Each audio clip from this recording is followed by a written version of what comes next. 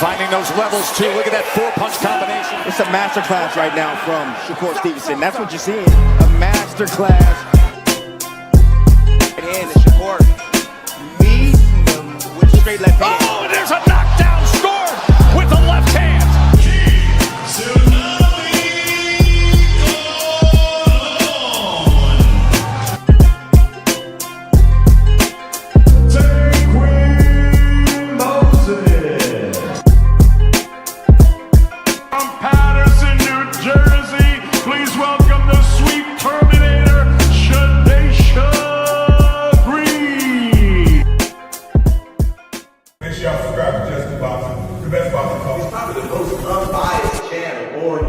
Right now, we're going to give him his just due. Shout out to my brother, Just Due.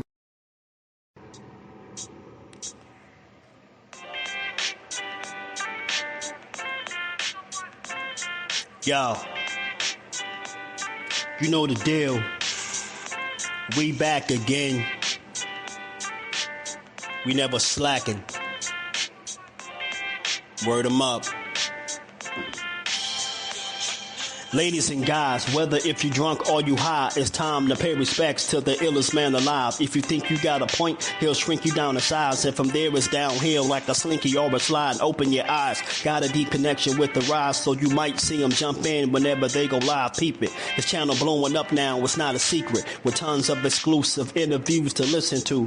Them other channels I hate, but yo, they missing clues. They start narratives, sip the goose and twist the truth. It don't take a rocket scientist to get the proof. Just click the live at 4 p.m. Eastern time. But when you chime in, make sure you keep it kind. But if cowards want to debate, then it's feasting time. My man Jusdu shine busy all the time. Grind 24/7, 365. Videos he might have 365. My rhyme sick, they make you do a 365. You get a rich if you think you fit to survive. It's Jusdueboxing, time to click the live. Ain't no beginners, if you soft, you ain't down to ride. I crush you, respect too, it's Jusdu. He got the illest boxing show on the internet. The boy been a threat and he ain't even had dinner yet. Word 'em up. Yeah. You know what time it is.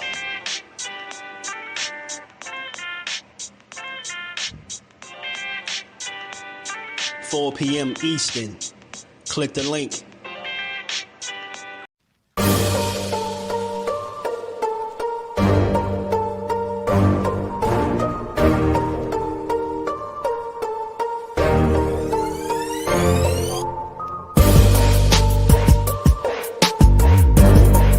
The truth or tell on your ass what you doing or what you're not doing every single time.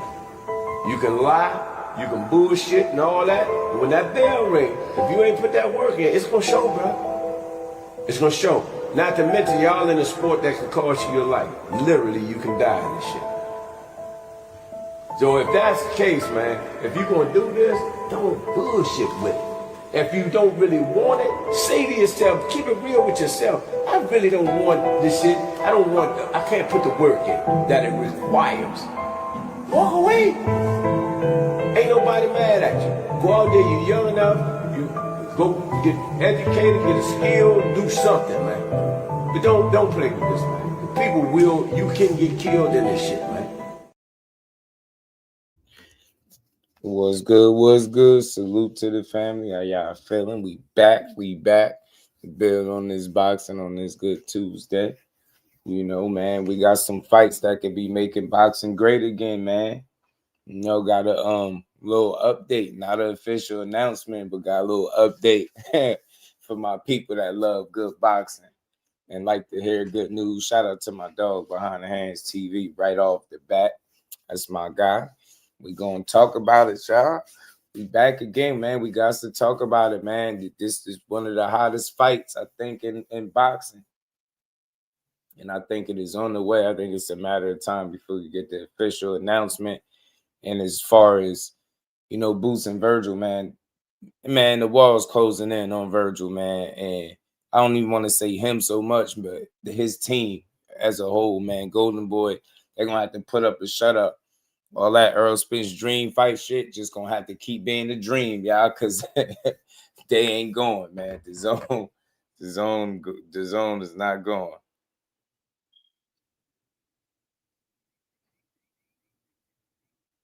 Man, y'all hit the like button. I don't know what side y'all on, whether y'all vertical or horizontal.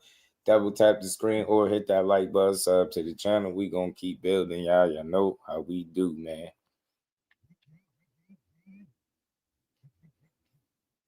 Man, y'all know we gonna get to it, man. We gonna talk about it. But like I said, man, that Errol Spence shit sounded like a hoop dream, man. We don't need to see that no way, y'all. You feel me? We ain't trying to see that. We ain't trying to see you drag EJ up out of retirement. Know what I'm saying? Virgil done got a little excited. EJ done came to dap him up. Look at him, man. EJ came to dap you up in your fight. Wish you luck. You out here trying to drag him out of retirement for a fade, man. The nerve of Virgil, man. The nerve. The nerve of Virgil Ortiz trying to drag Big Fish out of retirement for a fade. Get the hell out of here, knowing Boots Ennis just got in the ring with you. We ain't letting this go. Let me say what's up to the fam. Moni, what's peace to the queen. How you feeling today? Appreciate you sliding through Blunt Sports. My dog, what's good with it, man? Some real shit from Barry. Yeah, I love that quote. That's why I always play it now before the, at the beginning of the lives, Dante's Boxing Talk. My dog was good with it. Cal Coolett, bless his family. JP is in the building. So damn, I heard DAZN said they ain't splitting the bag with nobody. Ghetto Fab, what it do? Omar's in the building. What's good, fam? How y'all feel it? Shout out to the famo, man. Like I said, hit that like button for your boy. I don't care what side you're on, whether you vertical or horizontal. We're doing both, just in case y'all wondering if I'm live twice. No, I am not. You got your options for the people that like the horizontal. You could be here, you like the vertical, you can go there. But either way, you here with me, and I appreciate it. But we're going to talk about this, and we can't let them get away with this fight, man. We can't let them get away with this, man. But you know what's funny?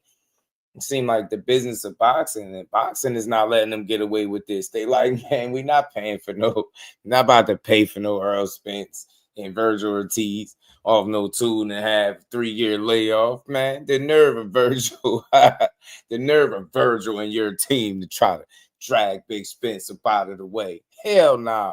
They ain't going, bro. Shout out to Dan Raphael, man. Reef, what it do, homie? Shout out to everybody in the building. We can get to it. It's funny, though, man, because now walls is closing in. I told y'all, man, I'm doubling down, and I'm having fun with this because I told people, and it's happening right now. Y'all seeing it in real time actively. Man, I want to hit. Look, man, DAZN said, hell nah. Shout out to Dan Raphael. He said, look, somebody said, I'm going to be so disappointed if Ortiz fights Spence instead.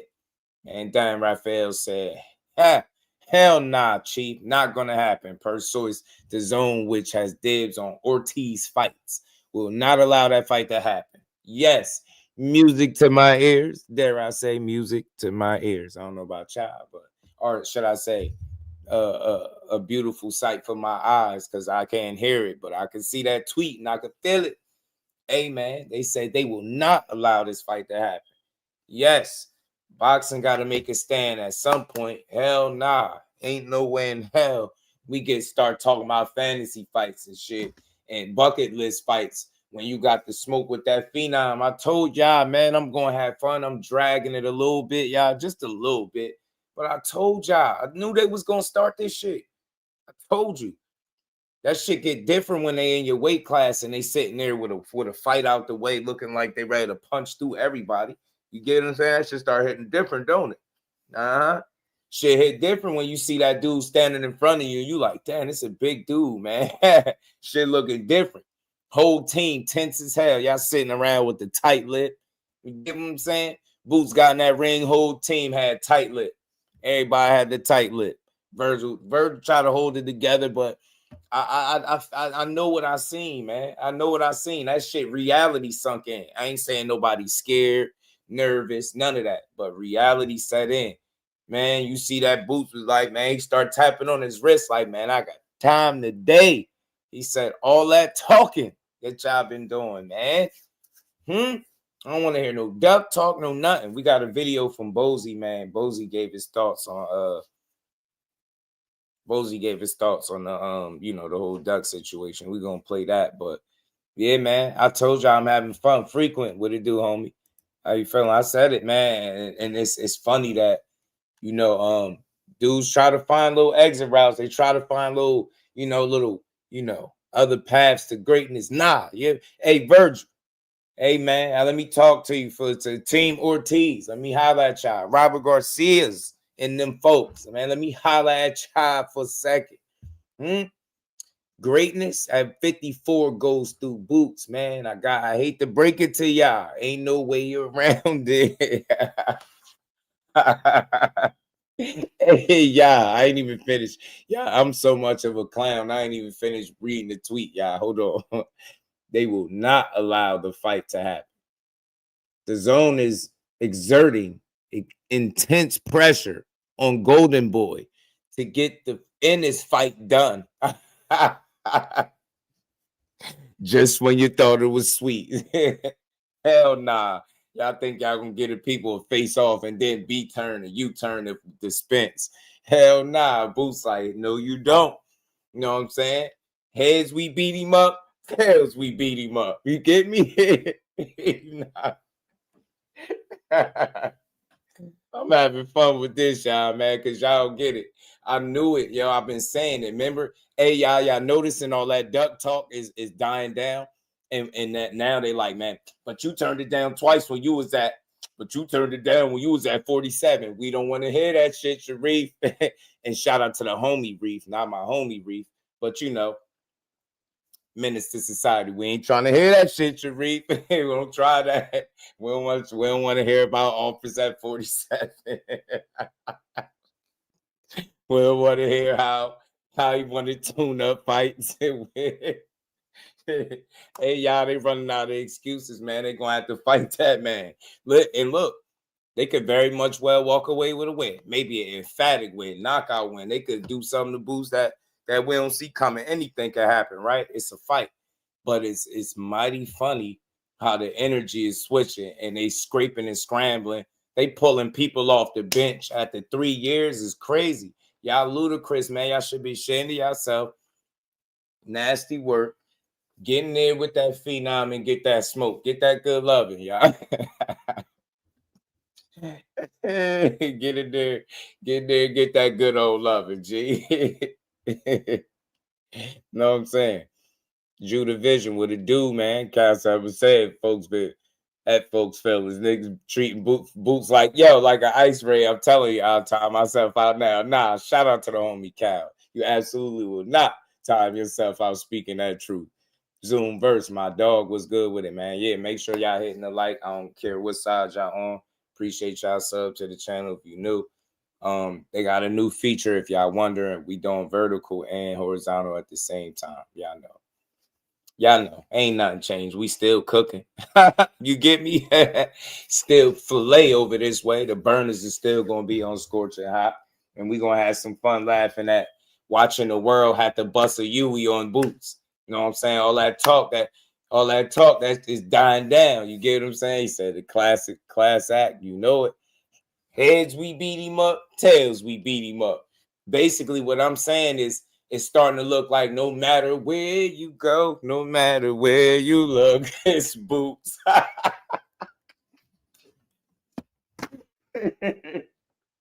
I'm having too much fun with this, yo. I gotta chill. Everywhere you go, everywhere you look, it's a boots. You gotta fight them. Ain't that man? The zone said, hell, we ain't trying. We ain't trying to hear no Errol Spence shit. Yeah, we like big fish too. He said, yeah, we like them. The zone, them peoples over there. The zone said, yeah, man, we like big fish too, but we like boots more. Okay, you know what I'm saying? And like I said, when it's all said and done, when these fights start getting put together and you starting to see the matchups unfold and guys finally get to put up or shut up, right? They get to finally prove their worth. They get the right dance partner, the right fight in front of them, right? The right kind of exposure. You know what I'm saying? The perfect step up. You get to see who gonna shine and who gonna be there with a smoke clear. And I'm just having fun laughing, y'all, because y'all know my stance, my fight, so to speak, is giving people they just do. And like I said, man, people forgot fast how Boots was the guy that got dudes wasn't beating down the door to fight, right? And then, you know, the narrative started. Fights that didn't get put together on Boots' end. It started to look like, oh man, Boots don't want to fight. He turned down Teo. He was trying to get Dev at a catchweight. You get what I'm saying? All this different stuff. He had this fight. He could have went straight up and fought Virgil. Now all of that shit is behind you, and it's like, now what's up? And that's why I said, man, I'm not showing no favoritism and none of that when I say this, bro. Boots had the right kind of energy when he got into that ring. It wasn't just about the moment for him. And that's what I said, man. That's what, all that shit. I'm telling you, I remember everything they said. He got in there and it was about the moment for real. Like, hey, man, what's up? Like, it wasn't just about selling it to us and letting the people get excited about the fight. And then, oh, hey, you know what? Think I need another tune-up. Let me fight Josh Kelly or somebody. Nah, that's not what's going on. Remember, Robert Garcia was very confident. Talking about, Boots ain't gonna want to fight us. Boots don't want to fight us next, man. No matter what they say, man, he's not gonna want to fight us. And then he get right up in there and press y'all line. And it's y'all, and I'm not knocking y'all, but it's y'all that's exploring other options. It's y'all that's talking about he ain't on your radar and all this different stuff, right? But at the same time, it's also y'all that's saying that's the biggest fight for you. So which one is it? You get what I'm saying? You can't escape the phenom, bro. You gotta get in there and fight. Get in there and fight. Get in there and fight. You get me? Ain't no holding back. You gotta do what you gotta do, bro. Get what I'm saying? You're at the same weight class. Remember, look, hey, y'all, tell me all this shit ain't lining up because they bogus. Tell me they ain't lining all of this shit up. Remember, the rhabdo was the problem at 47. That shit is no longer there. He said that's not even something to worry about no more. I was surprised when he said that. That's no longer nothing to worry about. Y'all being in different weight classes ain't no longer nothing to worry about. Hey, man, that 48 months that y'all needed when y'all was at 47, I'm pretty sure that time span, that y'all ain't got to worry about that no more. It's all systems go. That's all I'm saying. I ain't no matchmaker. I ain't no promoter. And I ain't no manager. None of that. But I ain't no damn fool. And I know when energy is switching. And that's all I'm saying. I'm keeping it straight down the middle. Boots Ennis is not talking about fighting nobody else right now. He said Virgil, and that's what he wanted. He said Virgil or the winner. It was Virgil. He got in there. He pressed lines. And now y'all talking about dream fights. Now y'all talk about dream fights at the zone. Like, nah, we not having it. We like big fish too. Yeah, we love Errol. We love Errol. We love the truth, but we know we love Boots more. You bet. They said they they exerting intense pressure. I love that. I love that term. Exerting intense pressure is crazy. Walls closing in, y'all. Shout out to the homie Najee for cigar talk, my guy, man. Big cigar talk in the building. What's good, my guy? How you feeling? I'm just sitting here having a good old laugh, man, at the way things are unfolding. You know what I'm saying? And look, all this shit could change with a fight. This is the dope thing about boxing. I could say all of this stuff that I want to say, right? I could say how I think it's looking, how it's playing out, who energy is switching up. And then the fight get made and boom, Virgil win. Right now I gotta eat crow. But until that happened, I'm gonna talk shit. I'm gonna have fun with it, and I'm gonna laugh because I knew this day was coming, and I knew it was coming sooner than later. I knew it. I said it. Watch. Soon as he get his feet planted, get his foot cemented a little bit, he go, look, I told y'all, remember, y'all heard me saying this, when he go make an N1 mixtape on somebody real quick, right? They're gonna downplay the fighter that he fought, right? But when it's time to talk about fighting him, they're gonna all talk about how much money they want. And they're gonna all have their stipulations on what they need to be right to get in the ring with him. Now, what are you saying right now? Everybody, even Lubin, man, he can't talk no shit till he fights somebody, man. Lima ain't one of the top guys. Lima ain't Lima, right? Lima this, Lima that, right? But then at the same time, he like, man, I ain't fighting him, man, unless they got that bag or a belt. You see what I'm saying? Then he stepped to Virgil like, man, yeah. Errol Spence was always my dream fight. We didn't ask you that, sir. We didn't ask you if you wanted to fight Errol Spence. Hey, man, you just stood in the ring with that guy that just came up from 147 a fight ago, right? What you want to do with him? We're not trying to hear about the Texas showdown, none of that shit. That shit sound good. Do that shit on your own time. That's basically what DAZN is telling you, bro. By them not being willing to push that, They like, hey, nah, bro. Look, you done got in the ring with him. You better fight him. Telling you, shit getting spooky, man. Oh man, you gotta love boxing when it turn like that, man. They turn on the head like that. I'm telling you, bro. It's gonna be like. He's not fighting fair.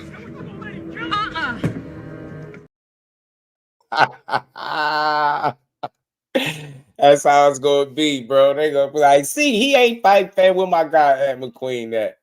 With my guy at McQueen that, man. DP Rocker, what it do, homie? How you feeling? This shit is funny. Art, man, what's good with it, fam? He said, I never said entertain Boots, Virgil, shit the same. This the same story.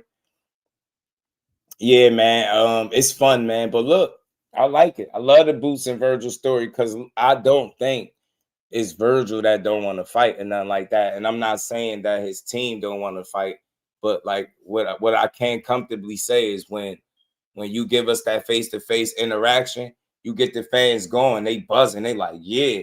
You get what I'm saying? How many thumbnails, how many times did you see that picture of Boots and Virgil standing in the face-off around the internet, right? Social media. That's telling you that people have spoken. And it's from the looks of this tweet. Shout out to Dan Raphael. Seemed like the Zone have spoken too. Zone, like, nah, not so fast, buddy. Not so fast, man. Not so fast. That's why I said you gotta everywhere you go, everywhere you look, it's Boots, man. You gotta do something, man. You gotta do something. Who else wants some of Debo? Or should that be for Dev? Is that the Dev clip? You know what I'm saying? Ernest, what's good, homie? How you feeling, my guy? Shout out to everybody in the building, man. This is just gonna be fun. Will, what it do, fam? He said Oscar because he finally took Virgil to Texas. Thought those numbers was gonna get him the A side and this shit to bed. Hey, Will, look, talk about it.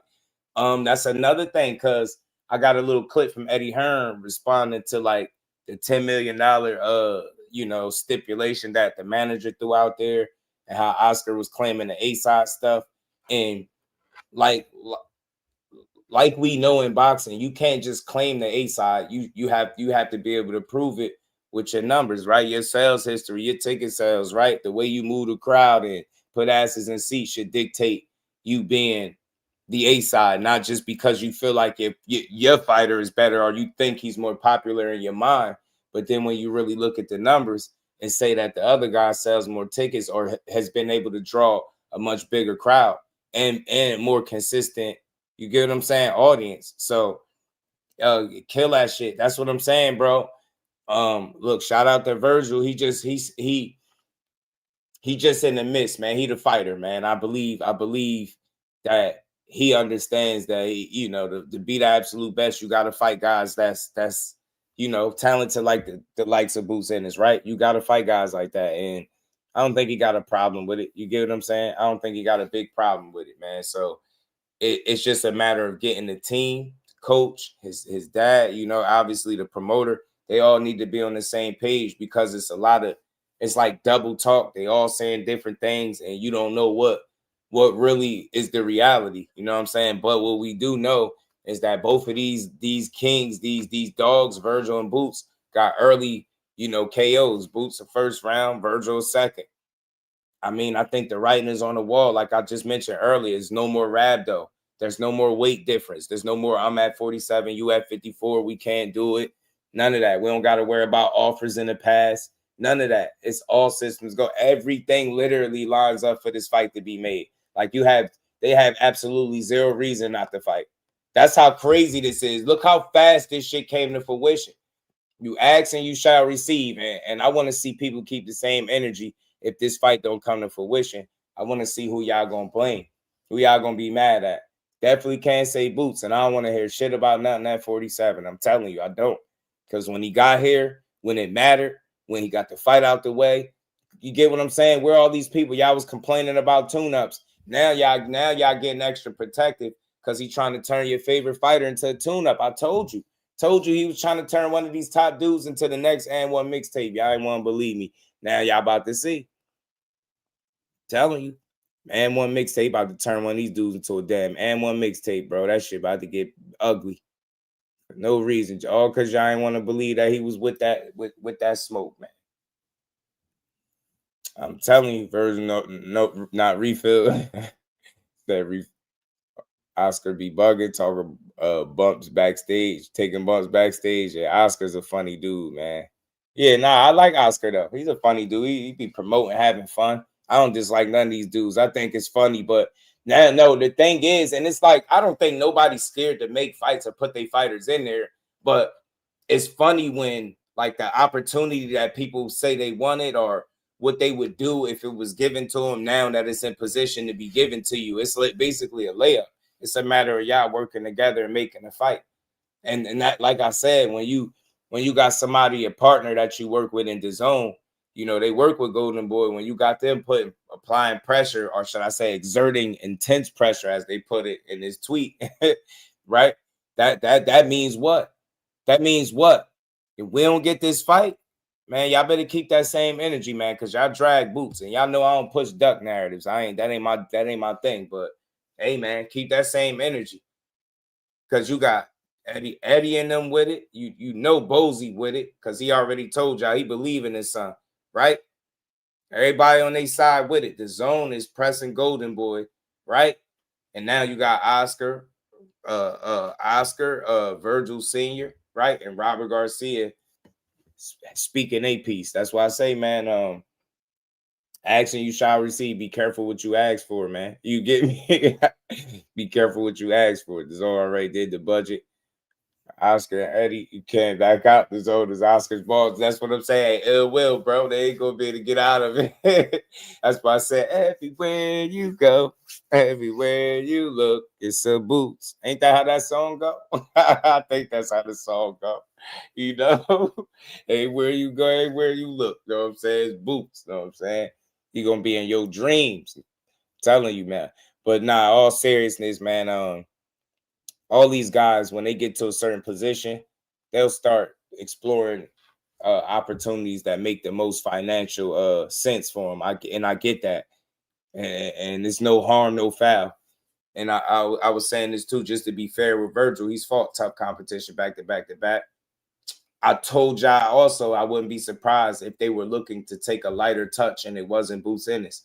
Now, I hate to call Errol Spence a lighter touch, but the consensus is he was damaged goods since the Crawford fight, right? So now how is he supposed to look with almost 3 years off, right? You get what I'm saying? Now he coming into the mix.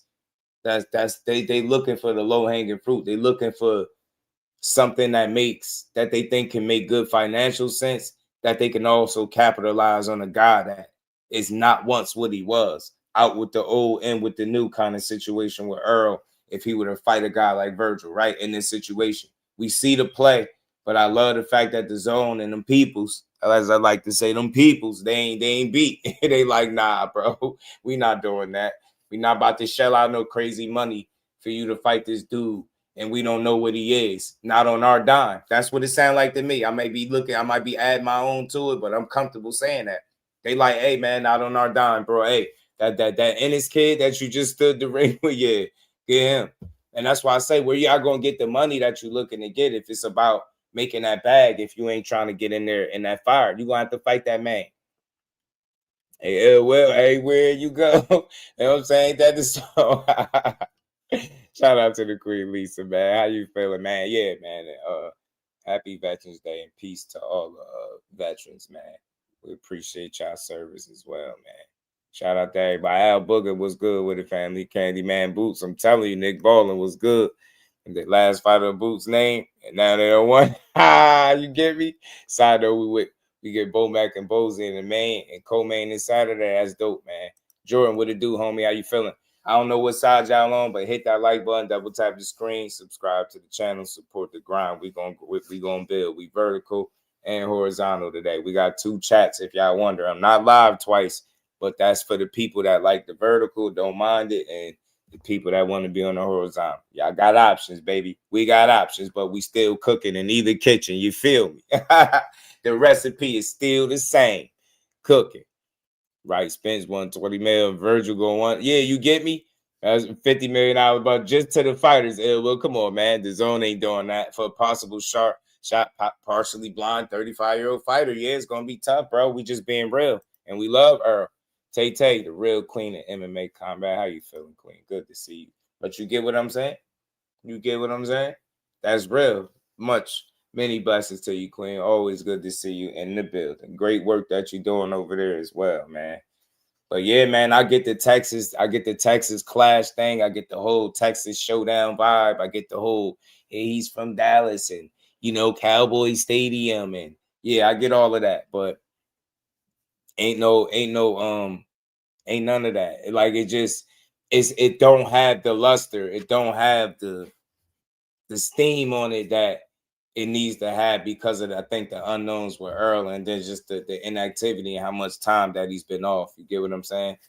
You know, I appreciate you, Tay, as always, man. We, as I like to say, are on the job from one creator to the next. I see my fan, hey, man, my fan club popped up. There you go. Just do got fans, man. There you go. How you feeling, man? You know what I'm saying? You my number one fan? You know what I'm saying? You probably go to sleep with my show on and everything. Weirdo. Then you gonna break this energy. You not. We chilling, and they gonna pack you right up anyway. You know what I mean? They gonna pack you right on up. Every day he come here. I gotta reorder my wrenches, man. I think he might have a wrench unblocking itself or something. Because we gonna have to pack him up permanently, man. But let's keep building, y'all. So, like I said, man, the time is now for this fight. Boot said everything the right way. I don't think he was trying to sell it to us. I think he was letting us know that everything y'all been saying about me, I've been hearing. And now I'm responding. And I'm responding in a real way. You get what I'm saying? I'm coming to beat ass. And it's just what it is. He said it. He was going to run through the division. You know what I'm saying? He was coming to the fight. He made it to the fight. He came. He got in the ring. He gave us the visual. And now we just want to see what is going to materialize out of this fight. I want to see it. I mean, these two dudes, man, they've been on the same path for a while. You get what I'm saying? It's a whole weight class ago. And with the way that fights have been like over marinating, anything can happen if you deviate from what's really in front of you and what makes the most sense. And then you go try to take another fight. Anything can happen. You could look less than stellar. You could look, you know what I'm saying, have a shaky performance, look off night, anything, take a L, right? So all I'm saying is, man, just strike while the iron is hot. And I feel like the iron's scorching hot right now. The iron's scorching hot. Neither of these dudes need no warm-up fights. They don't need no tune-up. They don't need nothing in between each other right now. Space and opportunity.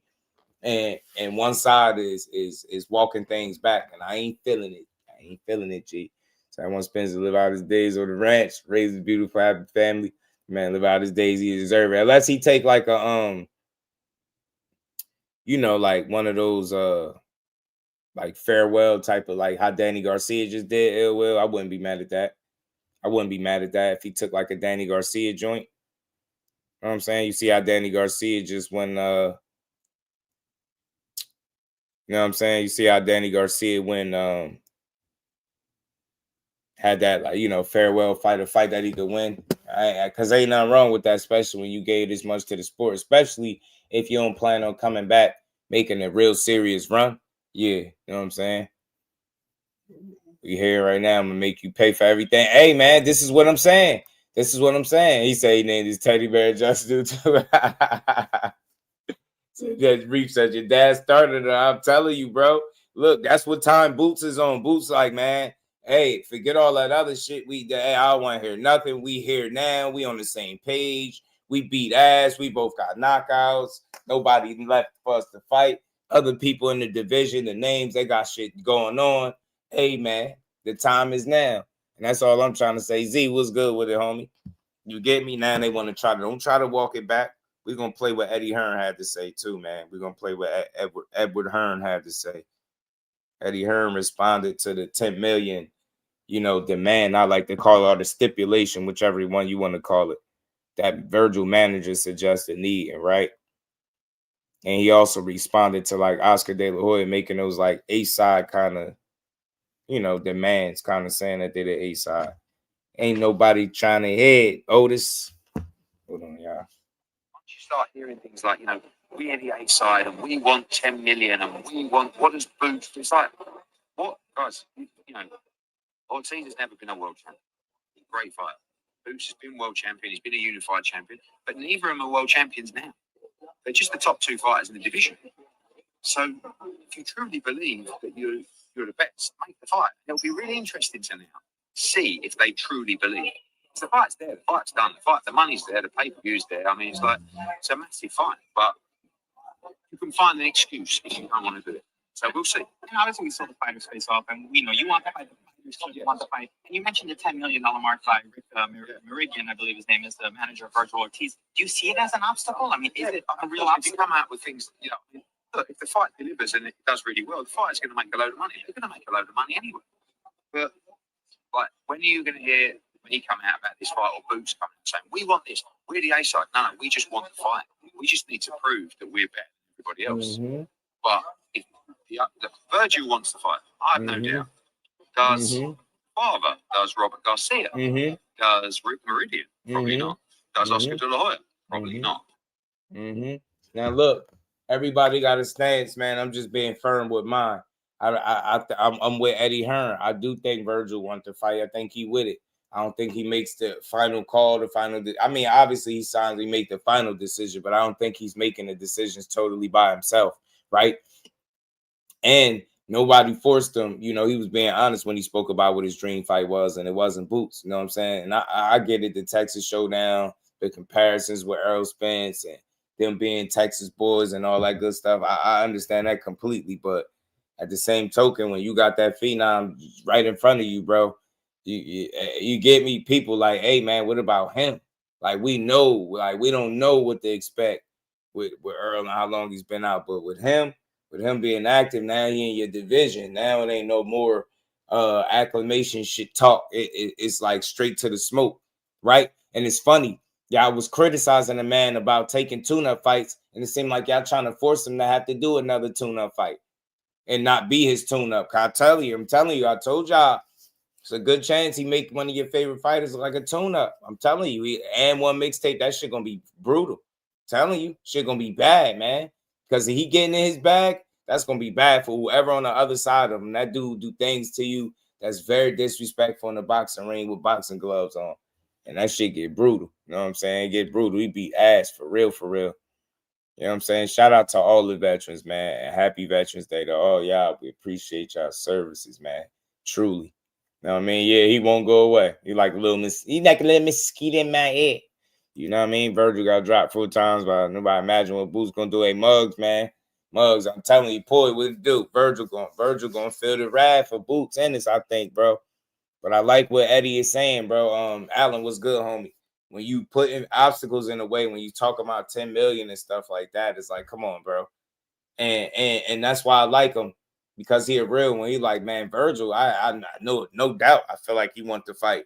But he said, you know, what about his father? Do his father? You know, what about Robert? Does Robert? What about Oscar? Does Oscar? And that's all I'm saying. That's all I'm saying is that are those guys on the same page? Because I feel like I know what the fighter is going to respond like a fighter. You give him an opportunity to say if he's going to fight somebody, that's what the hell he going to do.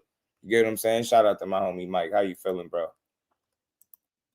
Peace to my guys, man. Y'all hit the like button, man. We double streaming today, and we gonna keep on building, y'all. But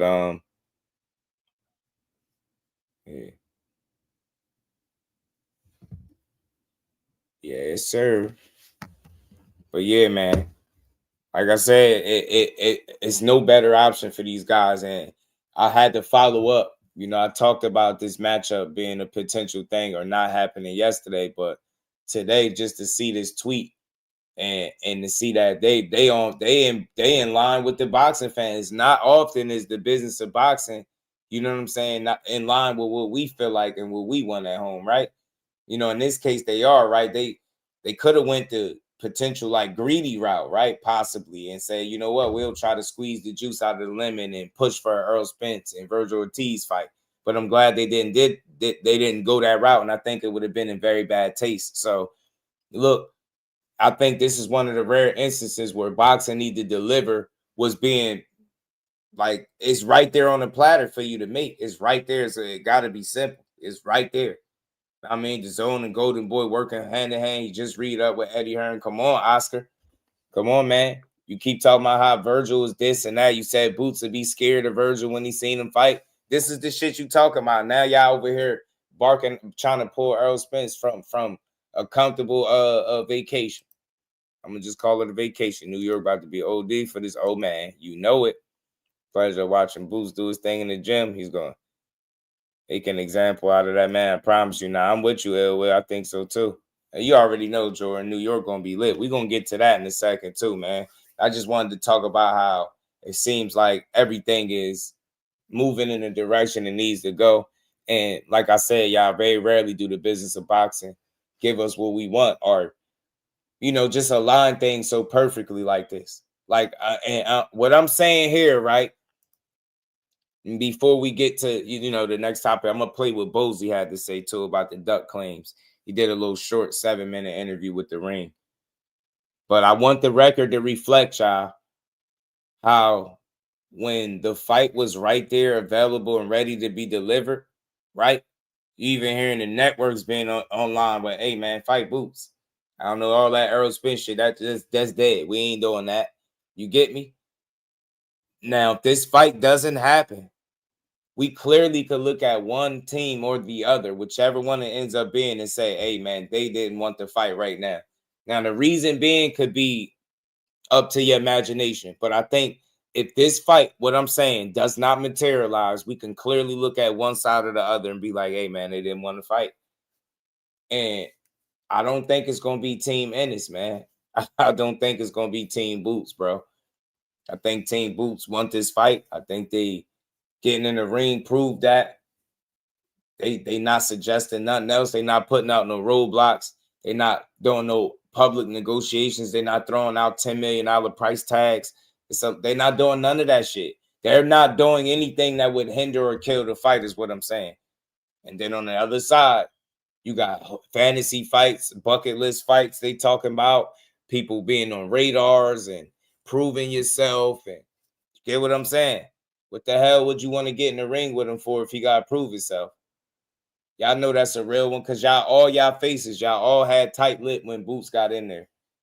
You know what I'm saying? And that's just real energy right there. Y'all know, y'all expect y'all guy to win, but y'all don't know. Y'all truly deep down, y'all know that fight could go either way, man. Or y'all know that can go really, really bad for your guy. You know that. Y'all know this. Y'all know this to be true. Y'all know this to be true. That shit can go really bad for your guy. That's why the Golden Corral is packed. EJ just need to lay low. Then just run red lights every day. Yeah, sit on down, EJ, and get comfortable, man. Figure it out. Come back when you good and ready, right? They just asked him about a comeback, and he said, yeah, I don't know. Sounded like he was saying yeah, but then turned around and said, hell no. So just never know with EJ. But look, man, at the end of the day, man, fights like this are being propped and primed on the platter. And let's see if boxing give us what we need, man. You know what I'm saying? But let's get to this, man. Let's get to what Bozy had to say about all this, man. About the ducking. You know, I like the OG Bozy, man. He'll never bite his tongue.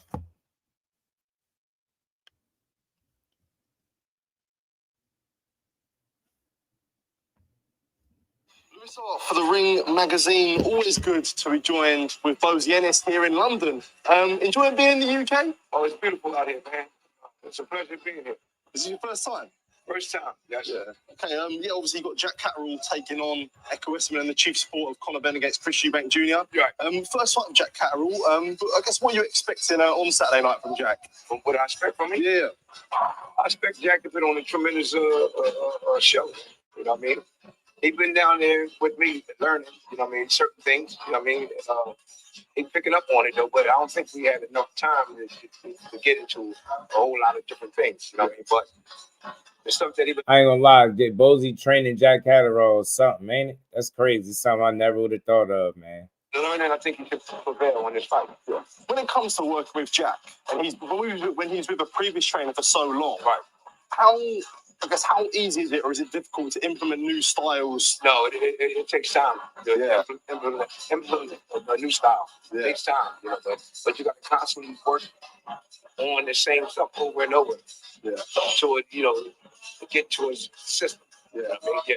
And especially with someone like Jack, where he's become so close to world titles before. Right. How important, I guess, is it for you to give him that extra push when, you know, he's been so close before to touch that world title? Is it important, I guess, you give him that extra push or that extra percent that he needs? And that's what I was here for, to give him the extra, extra push. You know what I mean? They had called me and asked me how would I like, work with Jack. I said, well, I worked with Jack before when he came down here and just, test, just had, it was just like a test when he came down before. I guess he just wanted to work with us at that time. Yeah. And I guess he liked what he saw. So they had gave me a call and asked me would I mind working with Jack. I said, no, Jack is nice. That is an interesting mix-up. Jack Catterall and Bozy Ennis, bro. 2 cents what it do, homie. Philly worldwide. The Bozy pull up for the notoriety. Nice guy. I mean, plus he can punch. He a good counter punch. But there's certain things that I gotta, put into him. Yeah, I mean.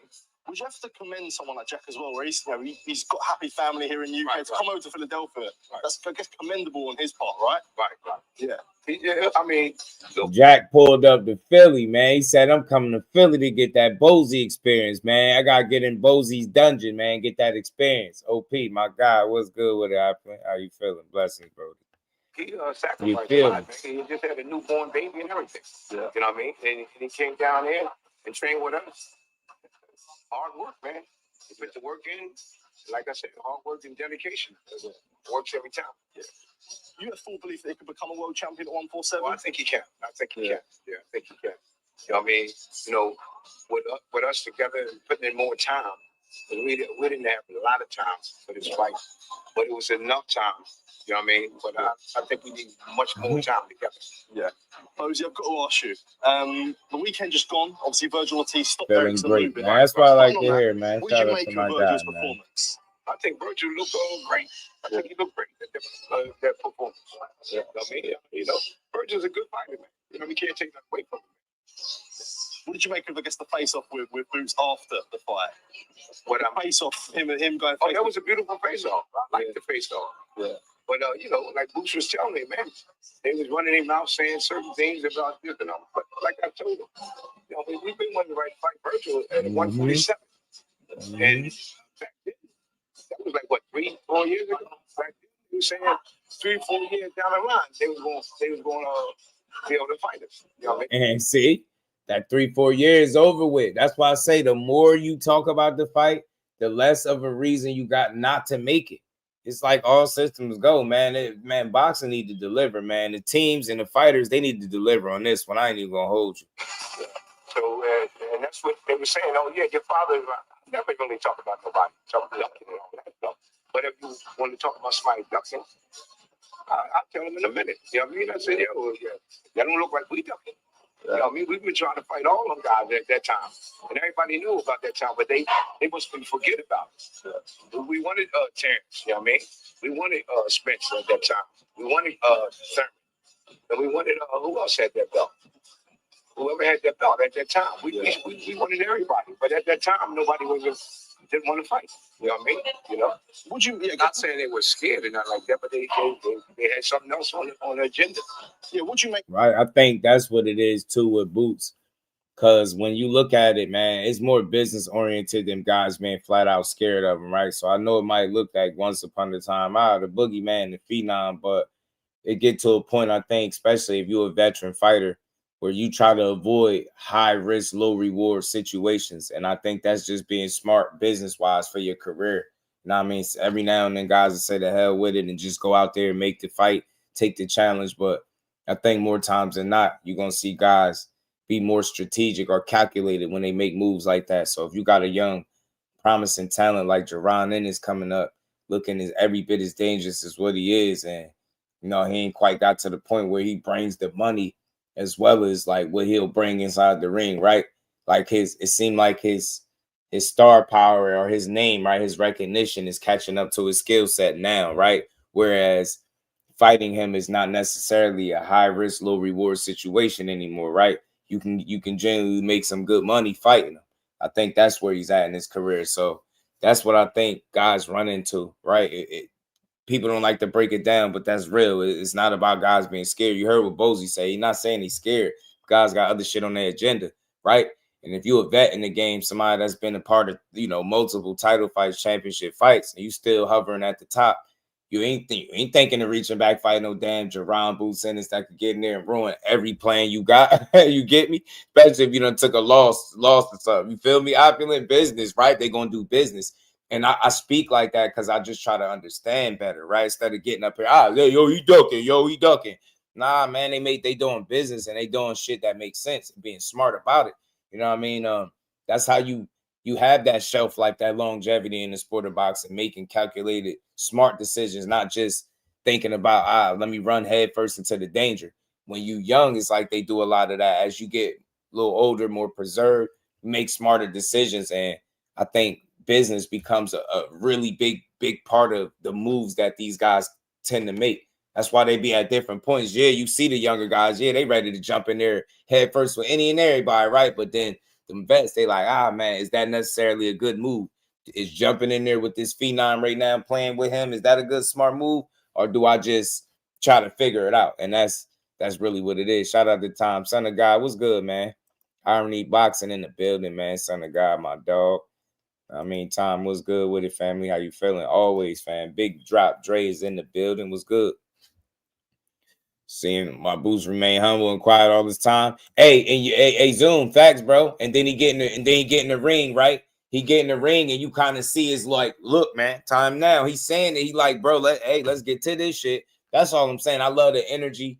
Is consistent. He even, you know, ramped it up just a tick, right? In terms of being vocal in the moment where he needed to, and then right back to business. That's what I love about Boots, man. And Virgil the same way. He a dog, you know what I mean? Just like you know, Eddie said he believes he'll want to fight.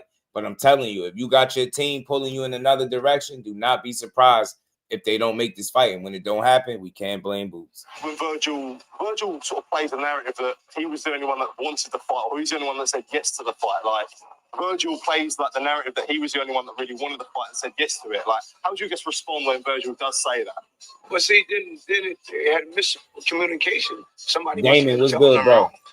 But it never came towards us at that time. So I don't know about that. You know what I mean? But we don't turn nothing down but our collar. You know what I mean? You know, we don't turn nothing down but our collar. And like I said before, it's just water under a bridge. Why keep going backwards when you can go forward, right? Right, y'all? Who in life wants to go backwards when you can go forward? You get me? Now, I know it's some time points in your life where you wish you could do over, but this ain't one of them, right? Why go backward when you can go forward and make the fights?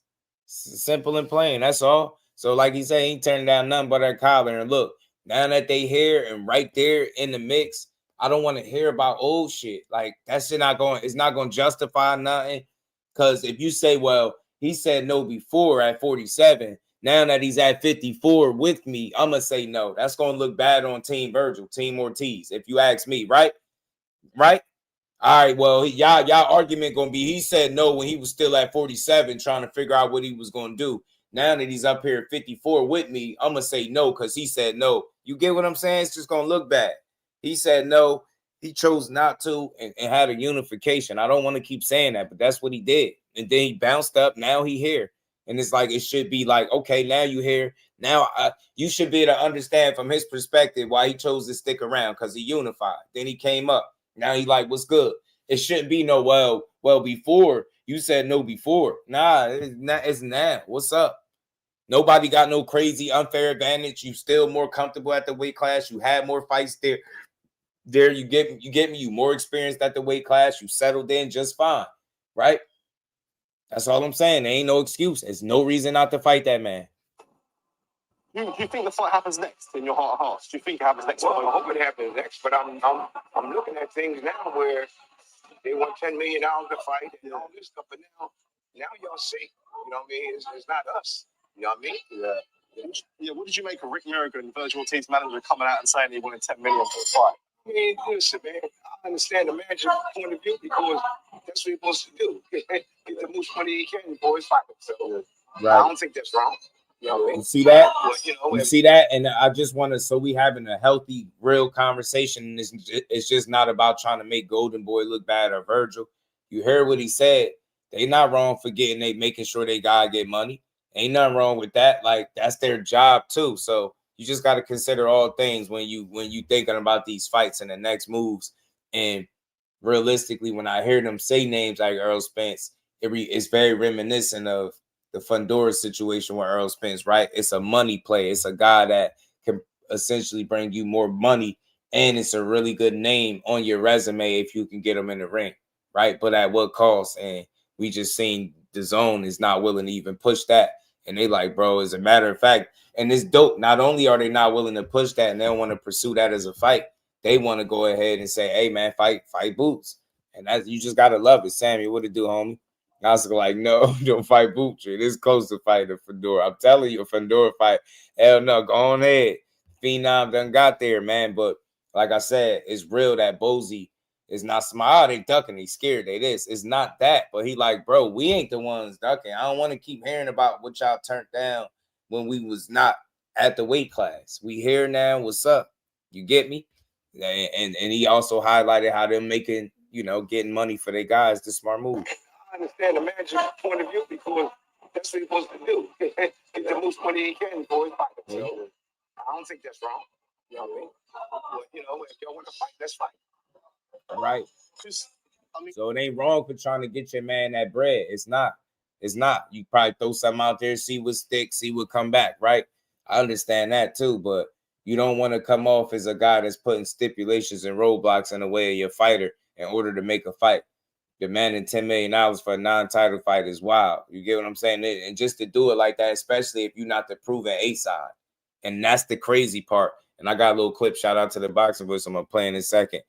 He not the A side. That's a whole problem in and of itself. And I hate to even talk that, but it's real because that's how they talking. You out here making bogus ass demands. And then this is my thing. If y'all the A side, then won't y'all make the offer? Don't A sides make the offers? You get what I'm saying? So something ain't right. Something ain't making sense, y'all. Something ain't making sense. The A side is demanding $10 million when you should be sending the offer, right, Mr. A side? So gotta make it make sense. And that's why I say it ain't gonna be Virgil. I also said this ahead of time. I hope some of y'all was listening when I actually said this stuff. You get me? When it came time, push come to shove, it wasn't gonna be Virgil himself that we was gonna look at as a guy not wanting to fight. It was going to be his team. I told you, Oscar was one of the names I threw out there. And now you're hearing different comments from Virgil, Virgil Sr. and Robert. I'm like, yo, now they sounding like, yeah, well, we could, yeah, he here, but he could do something else. He can go prove himself. You know what I'm saying? We tried to fight him when he was still at 47 and we was up here at 54. But now that he has a fight in at 54, he got a tune-up. We don't want to fight him now that we're in the same weight class. That's how I'm interpreting, and I don't like it. You get me, Lisa? I don't like it. So it's going to be a weird situation if they don't deliver. That's all, man. I had to talk about this again because the fight, this is a prime example of how we don't get fights. Guys, they'll dupe us and sell us into, man, Virgil's this scary guy and Boots is going to be so scared of him. And then truth be told, it looked like y'all that's having second thoughts, possibly getting cold feet. And not Virgil when I say y'all, but possibly people on his team. I'm going to say that. After the fight, Virgil was asked what his dream fight would be, and he said Errol Spence. So, what would you make of that? Like, Well, see, listen, man, I ain't even get into all that. You want to fight, you're going to fight. All that other stuff, fight, Spence and all that, that's on them. You know what I mean? They got to worry about that. We ain't worried about that. We worried about fighting him. That's all. Look, he ain't even dissing. He like, all right, well, look, that's what y'all want to do. That's on y'all. But look, do you want to fight us? And that's why people be killing me when they be going in on Bozy. I know it's stuff that he probably say in the past you don't agree with, but for the most part, he's not sitting up here trying to cast stones or kick dirt. He's just talking like a real coach. He believe in his son, his fighter, Boots Ennis, and he like, bro, I told y'all when we got here, we was going to be on that. We was going to be with fighting any and everybody. And as it stands right now, since getting Lima out the way, you can't say he ain't about the smoke because this is the fight that he's trying to make. Is there a preferred option outside of it being Virgil? Is there like any preferred option outside of it? Well, whoever got the belts, we can go to Fundora. Who else? Who else got the belt? I mean, obviously, I know Charlo hasn't got a belt. Well, we can go with Charlo too. Another good fighter. All these guys are pretty good fighters, man. Yeah. So I don't knock none of fighters. I don't like talking about fighters. Right. You know what I mean? I like Bozy, man. Class act. William B. Time said Bud Crawford next fight. Bud Crawford next fight. I heard something about a possible fight with him and Carlos Adames. We two are talking in the ring. Yeah. Just a couple more things I wanted to ask you about. Yeah, sorry. So Stephen Fulton and obviously takes on Shakur Foster. So that's the gist of what we needed to hear Bozy speak on. So he spoke about the 10 million stipulation, the duck talk, and all that, and he did it tastefully. He ain't shit on nobody. He just like, look, man, we ain't ducking nothing. We ain't turning down nothing but our collar. We always been with it, and that shit don't change now. So I love the energy that they showing. That was a fun little interaction to see them, stand face to face. We need that. We needed that for boxing, man. And I think the best way to follow that up is strike while the iron is extremely hot, man. Everybody want to see that fight. I don't think it's nobody that don't want to see it, right? Besides maybe somebody on his team, and we can see why. But one more thing, let me play this quick clip. Shout out to Ness and the Boxing Voice. Oscar started to talk about being the A side. If Virgil isn't the A side, then that fight won't happen. Now, we don't even know if it's going to happen, right? Just simply because they want to be some A side. And let's be honest, he's not the A side. And if they want the money that we all know they're going to want, they're going to have to go to Philadelphia to get it. I don't know that this is a Las Vegas fight, especially when, again, Virgil didn't sell the way that we thought he would. For the type of money Oscar's going to want, they're going to have to go to Philly where they can sell the tickets. So I don't know about being an A side. If Turkey Al-Sheikh is paying, then maybe. It just seems to me like we're not going to get this fight. Not anytime soon, especially talking A side talk without being able to be an official A side. You can't just ask to be an A side because you want to. You're supposed to be able to prove that you're the A side. Oscar and shout out to Ness. I like that take. It was an honest take, man, in regards to the situation. And that's where you start seeing stipulations and roadblocks being thrown, thrown in the way. We the A side, $10 million. You get what I'm saying? You like, bro, where? And then you start checking numbers and sales history, and you see that one guy is able to draw more of a crowd consistently than the other guy, and it's proven, right? So then that shit falls by the wayside. So where do you go from there when you're proving that you're not in fact the A side? And look, I'm cool with it. I'm not. That's not even my fight. That's for them to negotiate and argue about. But we just using logic and common sense. But if y'all are in fact the A side, why don't y'all make an offer to fight the man instead of talking about fighting somebody that's been out the ring almost 3 years, coming off a knockout loss? You know what I'm saying? So, man, I think the time is now, man. The only thing you could do is make the fight that make the most sense. And that's boots. You get what I'm saying? That's boots. Now, it might not make the most sense for your pocket because, maybe there's that chance that you get your ass beat. But, hey, man, yeah, y'all said y'all was the guy. Y'all said y'all would be ready. And here, and lastly, look, I'll play this too, man, before we move on. Shout out to Reef, man. Virgil has so many options. Mikey Garcia and Robert Garcia. He can fight Earl Spence, who you fought, Dallas Cowboy Stadium, 90,000 fans, sold out. That's a great matchup, right? We were talking about that this morning. My dad and Robert at breakfast. We went to breakfast right now, and we brought up the topic of options for Virgil, and we all agree that's probably the best option for many, many reasons.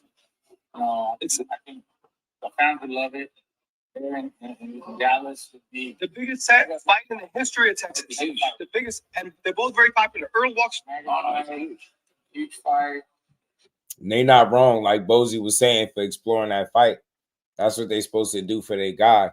You put so many years into the sport, you get to it's rare that guys reach the pinnacle or the peak of the sport, right? The heights that they looking to reach. And Virgil, from their eyes, is pretty much at that point where they maybe not so much cash in, but maybe could look for an opportunity that they can really maximize his earning potential.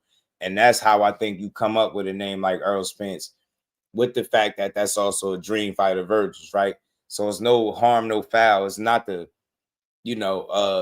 shit on him because he had thoughts of fighting Errol, but we all know that's not the ideal fight.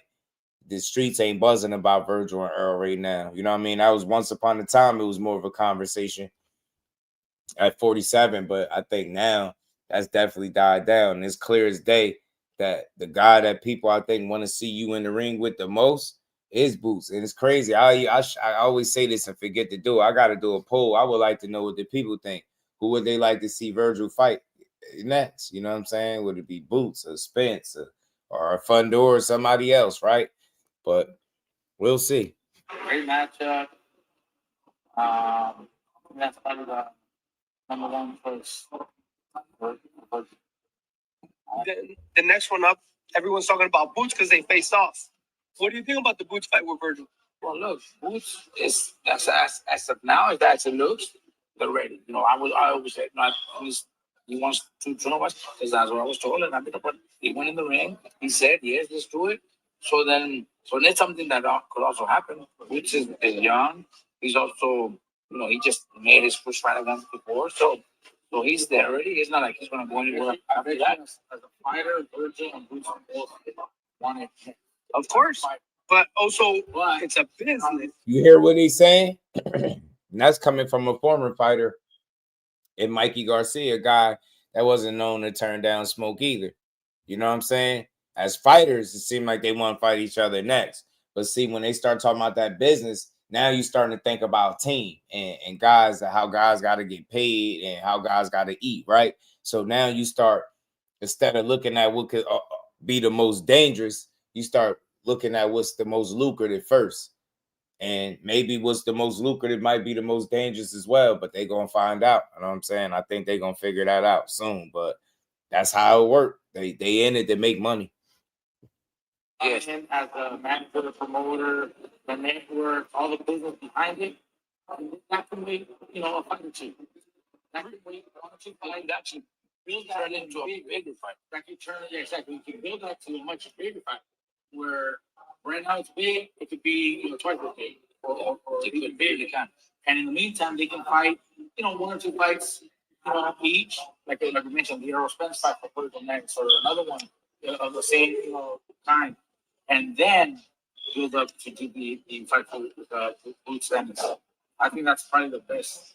Now y'all see what I'm saying?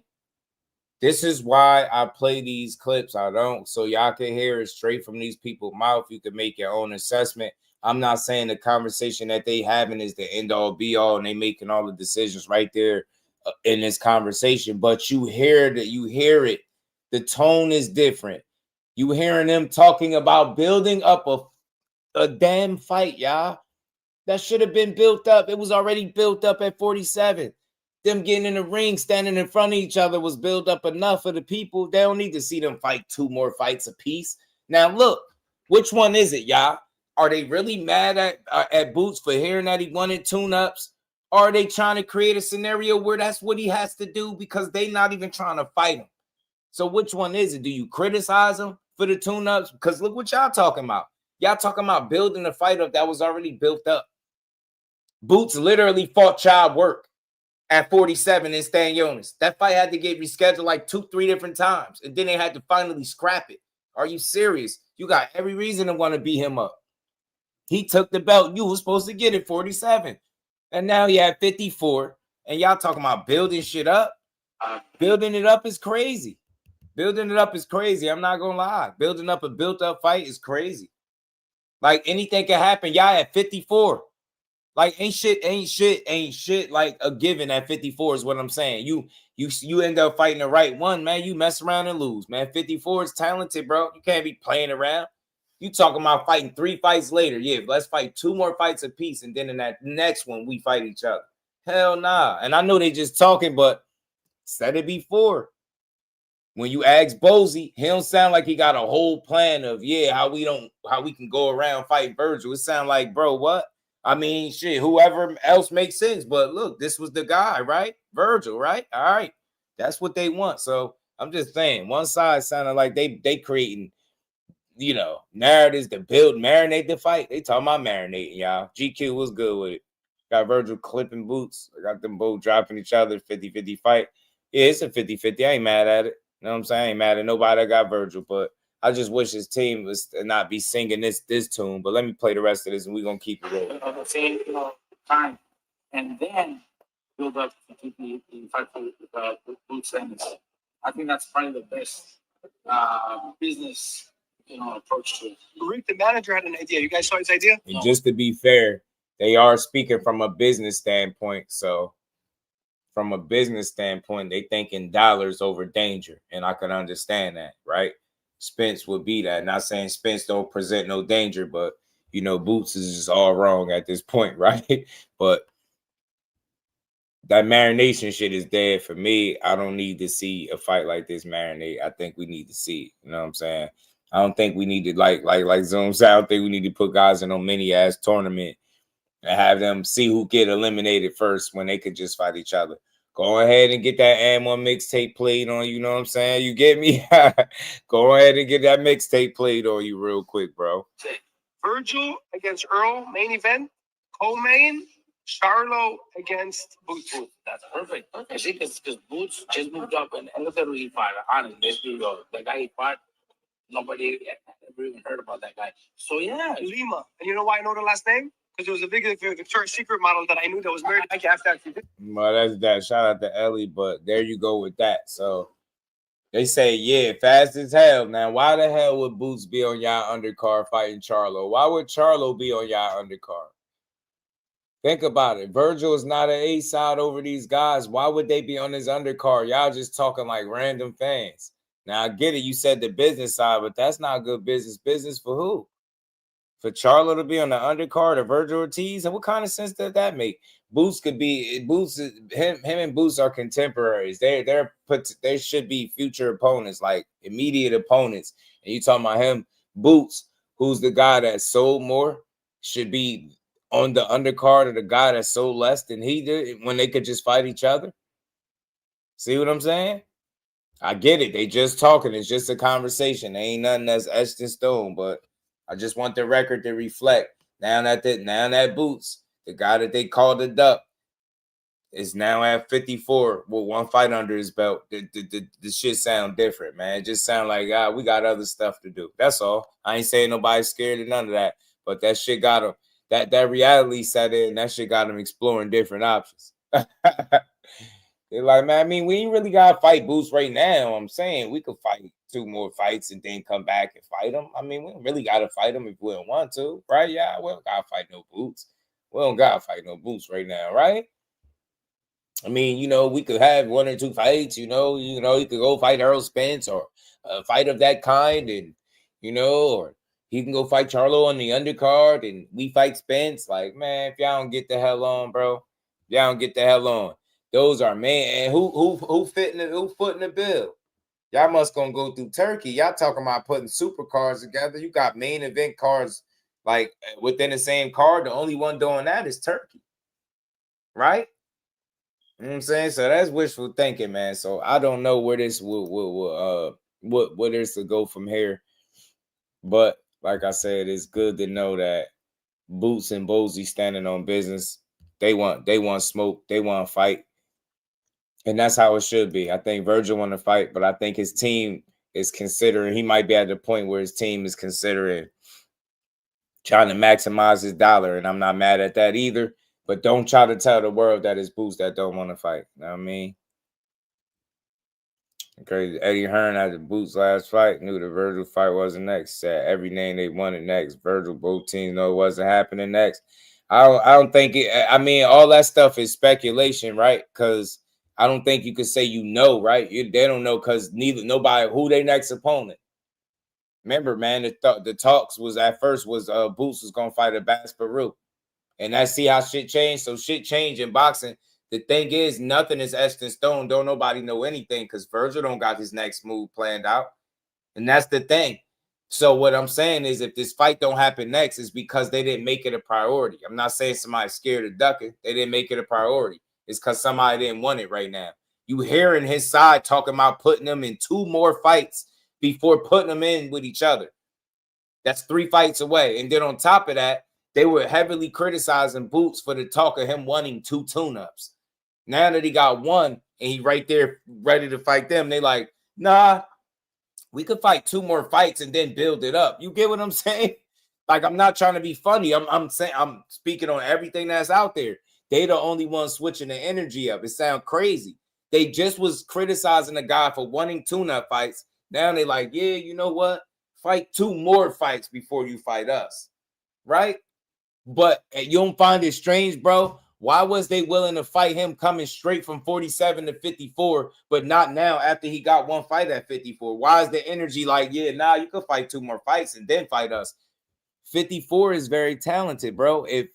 I'm not saying either guy will lose, but you can't play around. You can't take nothing for granted at 54. You can't say, you know what, we're gonna take two more for sure wins. Say they go fight some name guys and lose. You get what I'm saying? Like, anything can happen. So they are surprising me that they essentially putting these roadblocks in the way. That's how I see it. You know what I'm saying? For me.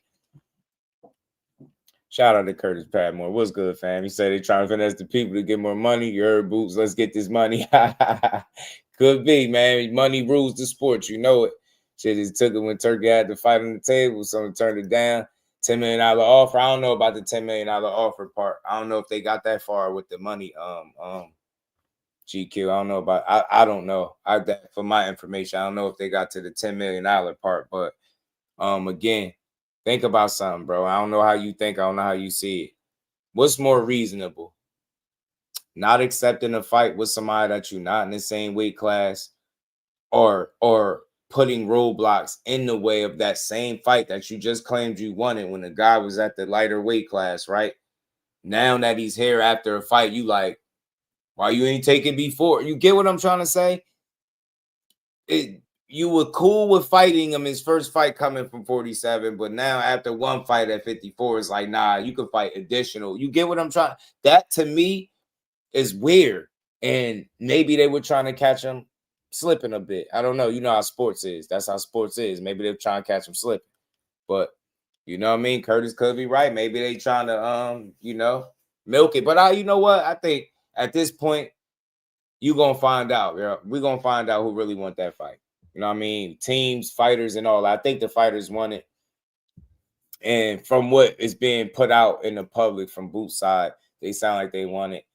I'm not gonna say that Virgil's side sound like they don't want it, but it might not be number one, like priority, like we thought it was. You know what I'm saying? And that's all. And it's okay. I mean, go try to fight Spence, but who gonna pay for it, right? DAZN said nah. And then think about something, bro. The people that you're in bed with, are putting pressure on y'all to make the Boots in this fight, to get the fight done. Just think about let that sink in. It's not Boots' side. It's not Boots and Eddie Hearn's side that's being pressured to make the fight. It's Golden Boy. The zone is exerting intense pressure on Golden Boy. Get what I'm saying? Think about that. I'm not saying somebody I just want the record to reflect. Think about that. You know what I mean? If it was the other way around, I'd be saying it with Boots too. Why they got to put pressure on you for a fight that you said you wanted? That's all. And the time is now. Like, you could understand why a guy didn't want to go right, drop his belt and go right to 54 and fight you when he stuck around and unified. You get what I'm saying? So it's like, I don't think that should be like a strike against Boots. Now, had he stayed at 47 and fought a regular fight and it wasn't a unification, by all means, I would have said, bro, that Virgil opportunity was right up there. Why would you stick around and just waste the fight? But he didn't do that. He made it count, and he made sure it was a unification. Then he took his ass up to 54. You get what I'm saying? Now it's like, all right, he here, and we're going to keep talking about the offer when he was at 147 pounds. You get what I'm saying? I could understand a guy not accepting a fight with anybody that he's not in the same weight class with if he hasn't fully committed to that next weight class. But once he's there after the 1 fight, like, we here now. It's nothing stopping this fight from happening. You get what I'm saying? And that's where I'm at with it. So we'll see, man. Shout out to Boots, shout out to Virgil. I just want to see a good fight. And I feel like the opportunity is right there, prime, ready for it, man. But let's keep rolling, man. Something that people been talking about a lot of, and they've been asking, like, is this really happening? Is this fight gonna really come to fruition? I believe it when I see it. When they get in the ring, I believe it. Why they ain't announced it yet? And you know, I don't know. Your guess is as good as mine. Maybe they waiting for the right time. Maybe they waiting for the conclusion of certain fights to end before they announce it. But you know, from my dog, shout out to my guy. From what I understand, this fight between Teo and Shakur is signed and on the way. So I'm guessing it's a matter of time before they announce it. Like I said, there's some fights coming up, and you could maybe guess maybe that's why they holding off until the conclusion of certain fights or cards or whatever have you. And then, you know, they'll direct the limelight and attention to them and what they got going on. But I did hear the targeted date was the end of January. I knew they threw out January 31st. What's his name did a short video talking about this. Let me play it. Y'all hit that like button, sub to the channel. We're gonna keep building for a bit. I'll just keep. It is a done deal. We are going to get Teofimo against Shakur in New York City last weekend in January. I think January 31st is the targeted date right now. I've said this before. I don't necessarily love that fight in the ring. I think it has the potential to be a stinker based on the styles of both guys. But Shakur is the top dog at 135 pounds. Teofimo is the top guy at 140 pounds. If you can get guys of that caliber in the ring together, that's a good idea. That's a good fight. I'm glad they finally got it done. I think Madison Square Garden is going to be the location for that fight, and I'm glad they got it done, and we're going to see those two guys in the ring. So, look, man, that's what they talking about. It's being announced. You're hearing different people speak on it. It sounds like it's there. I think the only thing we're missing is an announcement. Like I said, my guy was able to speak to them, and shout out to my dog behind Hands TV. But from what he know, this joint is signed. I think it's just a matter of time, obviously, before they announce it. Them going to this fight. They put this thing in New York if they want. I'm definitely going. GQ got to. New York City. You're going to put a Shakur Stevenson and Teofimo fight in New York? Hell yes. Got to be there. Got to be there. That's going to be an epic moment for the youngin', man. For both of them, man. Great fight for both of these dudes in their careers. And these are the type of fights that allow you to prove yourself. You know what I'm saying? You everything you've ever talked about, you can prove. Teofimo is the kind of name that you will be able to, you know, you can beat him. You can further cement and solidify yourself as one of the best fighters in the world. And the fact that you have the option to go back down to 35 and continue, you know, making your mark there is special. So, like I want to save some of it for when they actually announce it, because I'm going to have fun. And I hope it is the right date. Hopefully it is January 31st, because, look, I'm all in. I need to see a fight like this. And again, when you rock with guys, I've seen this whole entire come up from the amateurs to this point. I want to see just how far he can push it, right? I want to see just how good he is. I want to see just how high Teo could raise his level for somebody like Shakur. I don't know about y'all. I talk a lot of shit about Teo, or I give him, you know, for the way he behaves. But I'm telling you, it's something about him that he got in him when faced with a certain level of opposition. I think he's able to kind of like elevate with the opposition. Now, I'm not saying that he gonna win the fight, but I'm saying it's a 50-50 fight. Both guys got to be prepared. These are kind of fights where you cross every T and dot every I. No matter what you think of him, what you think he lack, you got to make sure you're on top of your game. You know what I'm saying? No matter what Teo think of Shakur, he got to be prepared to win. You get what I'm saying? Because he talk a lot of shit. You know what I'm saying? Shakur gave Teo a lot of credit for being a good fighter, man, believe it or not.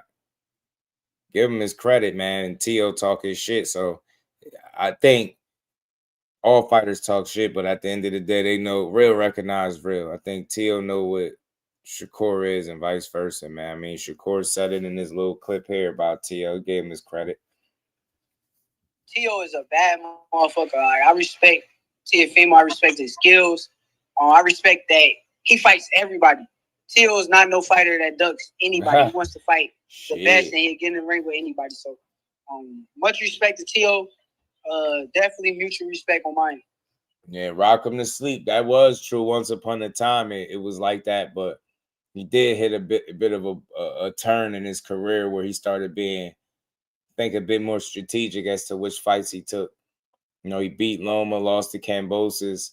He got a little, you know, shaky with the people that he decided to fight. You know what I'm saying? He wasn't willing to get in there with any and everybody that way. Because if that were true, then he may have fought Subriel Matias. He possibly would have fought, you know, Devin Haney. Now, the good thing about boxing with this situation with Shakur, he gets to prove, like, because to me, that's a better fight than those other fights that you didn't take.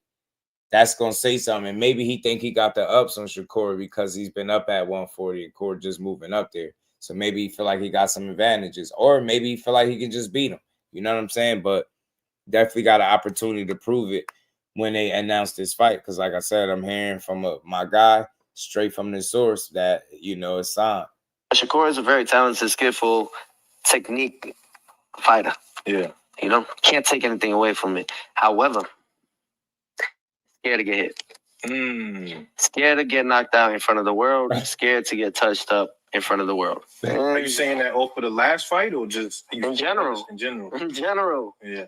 In general. Me and Shakur sparred before. We did 3 rounds, and it was just light work. And me trying to figure out his jab. Does he have a good jab? Yeah, he does. But once you pass the jab, it's game. Yeah. It's food. It's lunch food. Shakur is a very talented. Tio was talking crazy. He said, once you get past the jab, it's food. It's lunch food. That shit sound good. Then you see the sparring, and it's just like tit for tat type of thing. But that's what kind of fight it could be early, too, especially with the athleticism of Tio and Shakur being a guy that is going to try to figure him out, use those early rounds to figure him out. And once he do, I think you'll see a different kind of fight start to take shape, right? I expect it to be a chess match, though. You know what I mean? Tio has shown the ability to be able to, you know, throw out a high output, right? But Shakur showed you in his last fight, he can deal with a guy that's throwing a lot of punches, right? So I just don't think Tio will be a high output, high volume guy against Shakur. I don't know. I would bull and matador Tio if I'm Shakur. I exploit his inconsistency on the front foot, and I box him. I check hook him to death. Sandor Martin, Jermaine Ortiz's ass to death. You get what I'm saying? Box him, frustrate him and his dad. You got to think, man. Respect. All fighters can get better and grow. You know, he lost to Cambosis. He got, you know, several wins since then. He ain't lost since then, right? That was an off night. I don't expect him to look like that against Shakur. But I just got this weird thing with me, man. Nobody that let a Cambosis beat him is beating Shakur than me. And that just maybe that's just my ignorance as a boxing fan. But it's something about that fight where the kind of mistakes that you have been known to make in your lowest hour or your toughest moments, I think will show up against a master technician. You know what I'm saying? Or tactician, whichever one you want to call him, like Shakur, right? I think it's going to be chess match city, be a battle of wits and see who can outthink the other guy. But Tio ain't going to go quiet, ain't going to go easy, man. That could be a really interesting fight, especially early while both guys is jockeying for position and trying to figure each other out. But at some point, I expect IQ and separation in the fights, just like I do in any of his other fights, right? You seen it was a paid. It was very entertaining, particularly early. It got to about, 5th round or so.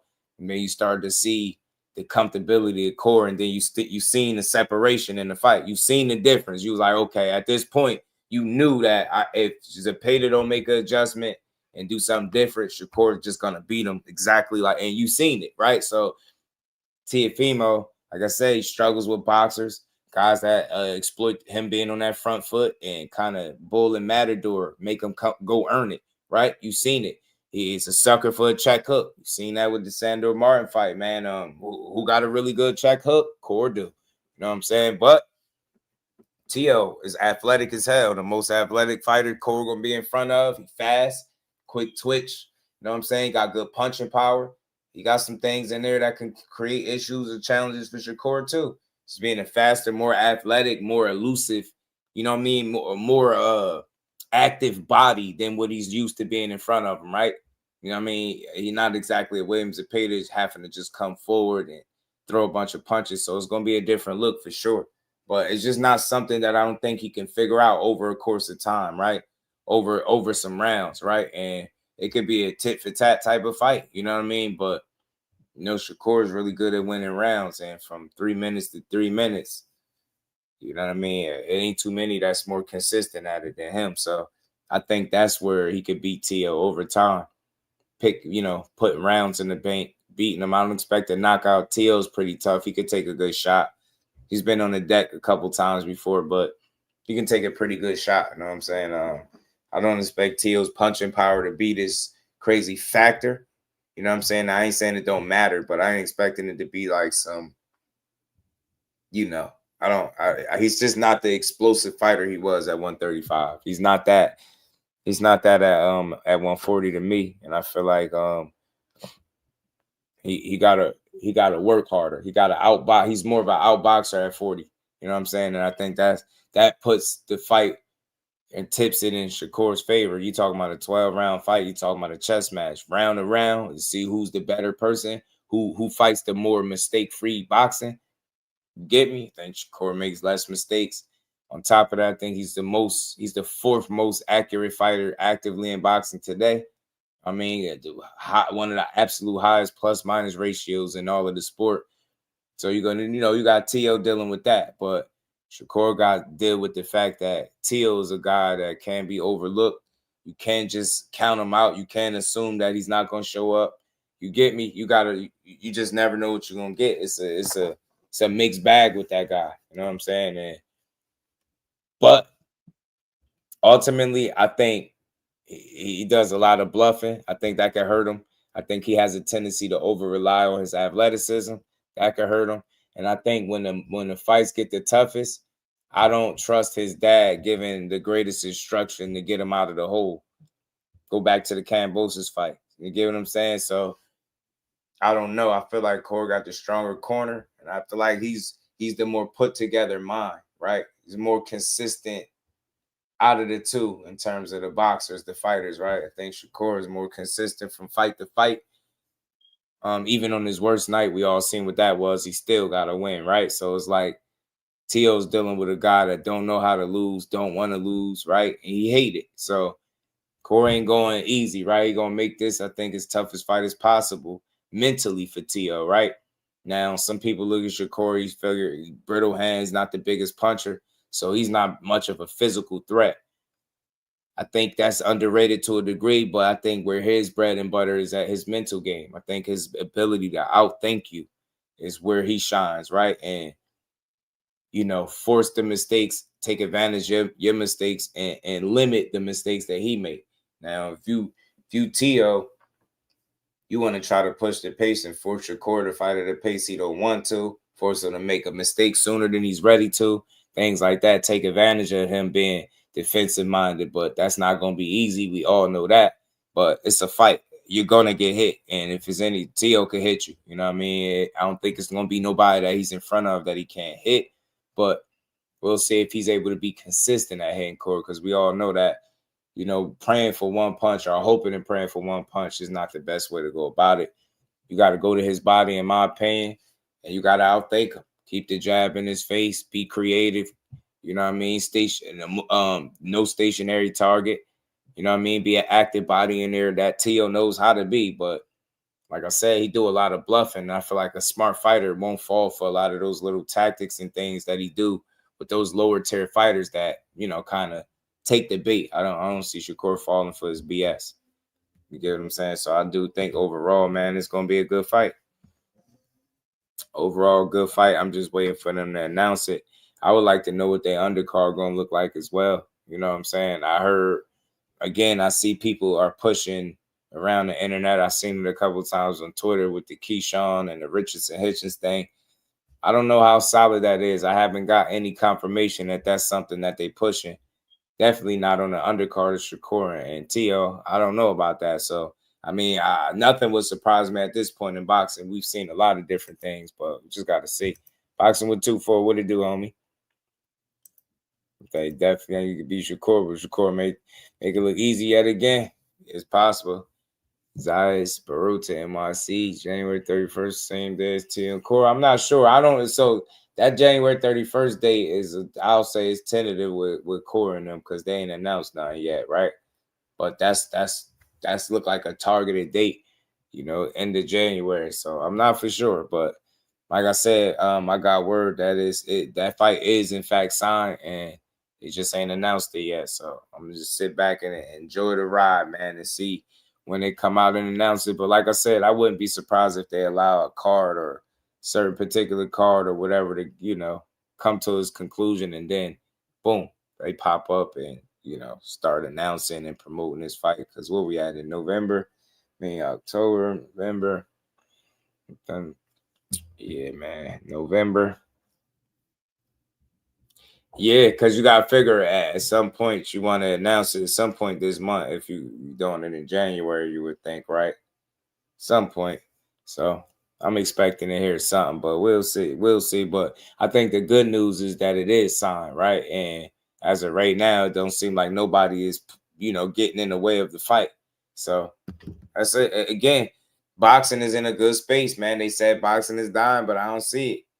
You know what I mean? With fights like that being made, there's no way boxing can be dying. With Virgil Ortiz and Boots Ennis being right at each other's doorstep, there's no way boxing could be dying. You get what I'm saying? With 154 seemingly getting more interesting by the fight, there's no way boxing could be dying.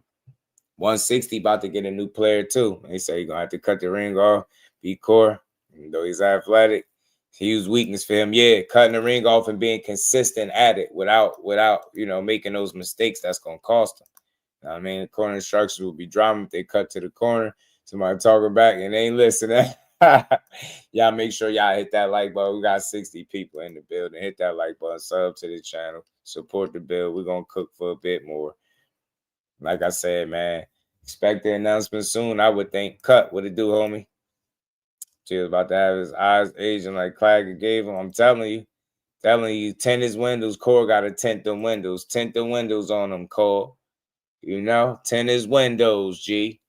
You know what I mean? Knock out one of them extra teethuses he got. You know what I'm saying? Chip his ass. But take him to school. You know what I'm saying? Take him to school. Make him, frustrate him, embarrass him. That's what I want to see. I would love to see a Floyd Mayweather, and I'm not saying he Floyd, but like, in terms of like just shutting your guy to certain shit that he do well down and frustrating him and just beating him, just being better than him, improving it. I want to see that kind of performance.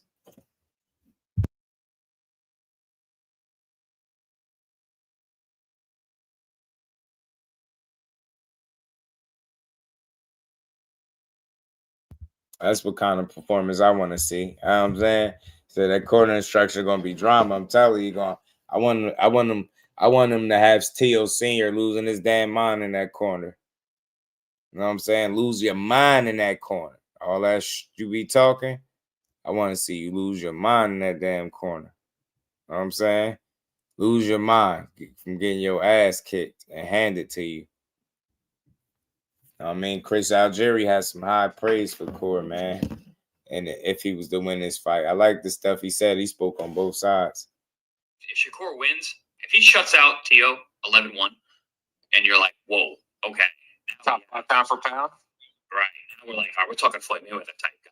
The kind of guy who's so damn good that he's going to become popular just because of that, just because he's going to beat everyone. He's going to beat all of your favorite fighters. If Teo wins, do we immediately check him into an insane asylum? Because you imagine how he's going to after that?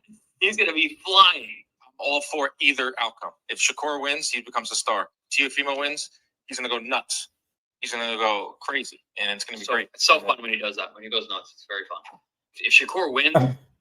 That's crazy. They think they ready to see Teo go off. But look, if he wins, I think he obviously solidifies himself as a 4-division champion. Accolades continue to pile up and mount in his favor, and then he'll have options whether, go back down and be great at 35, which is something that I could see him doing, or stick around. But just never know with boxing, man. Think what's good with it, homie. People change their mind all the time, and you just never know which way they're gonna go with it. But I'll say I could see him going back down. I could see him wanting to do, because he said it, right? He said as much, but anything could change, right? You could say anything and then change your mind. So you just don't know. But first things first, I'm going to just sit tight, wait for an announcement, and see how the fight play out. You know what I'm saying? I respect Teo as a fighter. I know what he's capable of doing when he raises his level, right? But ultimately, I do think he make enough mistakes to lose a decision on points to court. Tony was good with it. So sticking my gun that Virgil winning his fight against Boots. I saw against Lubin. Nothing wrong with that, bro. Nothing wrong with that, man. Virgil and company just gotta make it to the fight. That's all. They just gotta get on the same page and iron out a deal that works for both parties involved and fight. Good thing is DAZN is putting pressure on them to fight on Golden Boy to make the fight with Boots. So hopefully we can see it sooner than later, you know. But for me, I just think the athleticism, the speed, the creativity of Boots overall could be a deciding factor. I think that could be the reason that he wins this fight. I really do. You know what I'm saying? I think that could be the reason he wins. Shakur should fight Haney Norman winner. Did he smoke Teo? You know that was something that they was discussing trying to do too. 5 divisions before 3rd. That should be crazy, man. Should be crazy. I never seen him at 47. I never really pictured him at 47 unless it was like a one-off type of thing. But I would love to see how he gonna look at 140, just jumping up and fighting Teo. You know what I'm saying? I think it's something he definitely can do. I'm interested in seeing it. I mean, they're the perfect dance partner for each other. You know what I'm saying? Teo is the name that Shakur that's been invading Shakur's career. And Shakur would be another great name for Teo to add if he wins. Steph, what's good on me? I got Eubank smoking Connor again. Yeah. I got Eubank winning again. I do. I just think he's a bit better than Connor. As long as Eubank don't do nothing stupid, I feel like he's going to win. 50-50. Yeah. Yeah, power don't win fights, though. Not at that level, Tony, man. They don't really got to be known for power. Teo got a good pop. I think Shakur going to make you respect him regardless. You're not going to just run through him. I think it's just a battle. It's going to be a battle of the wits, a battle of the minds. The smarter fighter will win. You know what I mean? Teo is slightly more athletic, I would say, but I think what that's not enough, I don't think. You know what I'm saying? Because he can do some pretty athletic things in the ring, Teo can. Surprisingly. The 40 and 47 landscape. Yeah, it ain't sturdy, Dank. It ain't sturdy. You know what I'm saying? Speaking of power, Eubank ain't got none. Eubank and Connor gonna be a good fight. But look, credit to these guys. I'll save some of it for when they make their actual announcement. But like I said, I just wanted to share that with you. Shout out to the homie behind the hands TV. Was able to speak with them, and the fight is signed. So we're gonna see. But real quick, pit stop. Shout out to the homie Erickson and Hammer Lubin, man. He made his official Instagram post. You know what I'm saying? He went Saturday night. He was a prisoner of his own bad habits, but it's just a lesson. He got to learn from it. He said, turn shit around, not make it a life sentence. He said, live by the sword, die by the sword. I'll be back. I'll be better. He said, next time at middleweight. So look, middleweight, y'all about to have another player, man. He said, congrats to Team Ortiz too. Hammer time. So look, he said he going up to middleweight, 160, 154. He's been there, most of his career, right? And it probably wouldn't hurt for him to go up another weight class. I don't know if that's gonna make any difference. I don't know if he was drained. I don't know if he had any tough weight cuts, anything to that magnitude. I don't know, but I do know Virgil was the better man. He blitzed him. He fought with a lot of conviction, a lot of attitude, confidence, and he got the job done really early. Now Virgil is on to the next.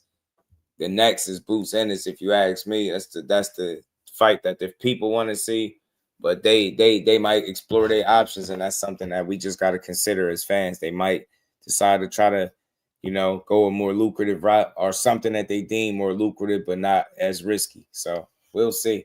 I just don't know. You know what I'm saying? You should have sent middleweight. You should have went to middleweight years ago, possibly. Said, man, and one mixtape gonna step on Virgil. I think so too. Zoom. I think so, bro. I think that mixtape is inevitable, bro. Primary style doesn't work. What else you got? And Boots primary style doesn't work. What else you got? I got my answer, but the questions that ask. Oh, yeah, man. I just think Virgil has gotten more creative, I think, with his offense. Roger was good with. I think he's got more creative with his offense for sure. He's a bit more he's a bit more versatile than what people give him credit for. Like offensively, he do some little things in there, right? That makes him dangerous, right? He ain't just some straightforward, straight up and down, mindless kind of guy. Nah, Virgil's a smart fighter. He's an improving fighter, and he worked too damn hard not to improve, right? Anybody that works that hard is gonna get better. That's what I believe anyway. But at the same token, I just think Boots is the all-around more natural athlete, and I think it's a bit more tools in that bag. You get what I'm saying? I feel like there's more he can do if need be. Right? Virgil's right there too, hand in hand. He can do his thing. I just feel like it's a lot more Boots can do. And consistently at a high level too. You get me? Consistently at a high level. I think the movement, athleticism, the creativity, you know what I mean? The different things that he can do, movement. Man, I think speed. And I think his ability to punch in combination with power and great, well-placed shots, really good timing. It's a lot. It's like pick your poison with Boots. But Virgil, straightforward, strong-ass fighter that'll knock your head loose if you let him. If he catch you, he gonna leave you in the dirt, bro. Virgil will leave you in the dirt. So you gotta take your pick, man. Take your pick, man. It's whatever you like. You get me? It's whatever you like. Yeah, Boots better protect himself. Like those pressure fighters, athletic footwork guys that he hates to fight. And that's what I wonder, Rozier, like, is this fight going to look like something that I think it could look like because of what we know that Boots enjoys, right? We know Boots enjoys certain things, right? So, like I said, those, you know what I'm saying? The come forward pressure fighters, Virgil is better than the average pressure fighter, but still, it's just something. I don't know if it's going to be something Boots never seen before. Maybe the combination of things he's able to do, maybe it'll be something Boots never seen before. Or maybe it'll be something he has to adjust to. But as far as like just all around surprising him and stuff, I don't think so. I think Boots gonna have the more of a game. You know what I'm saying? I think he's gonna have more shit he can do. You know what I'm saying? I don't know, man. Ashley's corner was good, cuz how you feeling? I'm telling them pressure fighters be getting cooked. Told you Ruben had no chance. Golden State was good. It's not everybody has a chance, bro. Everybody has a chance. And I don't really, you ain't tell me because I said Virgil was gonna win. I ain't say Lubin was gonna win. But let's keep building, man. Let's keep building. It's over 50 people in the building. Y'all make sure y'all hit that like button, man. Hit the like button for your boy. Weird. Elijah Gamboa. I got my boy Virgil. He a dog. Virgil is the dog. But I just wish his team wouldn't walk him away from the fights. You know what I'm saying? I hate that. I hate the fact that they talking like they want to go away from the fights. More fire. What it do? So you see how squirt Virgil has himself a lot of times. Yeah, I think that's going to be a real issue for him. Shout out to Elijah, man. Make sure y'all hit the like button, sub to the channel if you new. We're going to rock out for a bit more before we head out. Hit the like button. Support the build. Let's get to it. But, yeah, look. Lubin at middleweight could be good for him. I think it's kind of wide open. Nobody is taking 50, 60 by the horns in quite some time, man. Nobody's dominated the 160-pound division. Maybe there's room for him to fight there. You know what I'm saying? But shit, we're gonna see. I mean, with a weight class up or do for Lubin, man. But back to the drawing board, and apparently he going to 160. And other news, I had to bring this up because I seen this, man. Remember, this was being reported that Lomachenko was going to possibly fight Pacquiao. And shout out to Loma, man. Shout out to Loma for this one. He say, I'm not disrespecting Pacquiao, but I do not want to make my name bigger because I beat an old legend. Say he's old. I don't want to become a legend in boxing because of him. Still Lomachenko, why he turned it down. So he cool on that. Say he wants his legacy built on prime challenges, not agent icons. Okay. We'll see if he actually comes back. But I respect that because I don't think nobody really wanted to see I mean, I didn't care to see no Pacquiao and Vasyl Lomachenko fight. So the fact that he rejected it, cool. That's cool with me. That's cool with me. That's cool with me. Like I said, he heard, look, he probably at this point, he has to reinvent himself. Yeah. Maybe the weight class will help him. Maybe the weight class will help him. More aggressive V, a reason why Robert Garcia holding him back. Might be right. His body wide open for the attack. Yeah, that high guard gonna get picked apart too, Roger.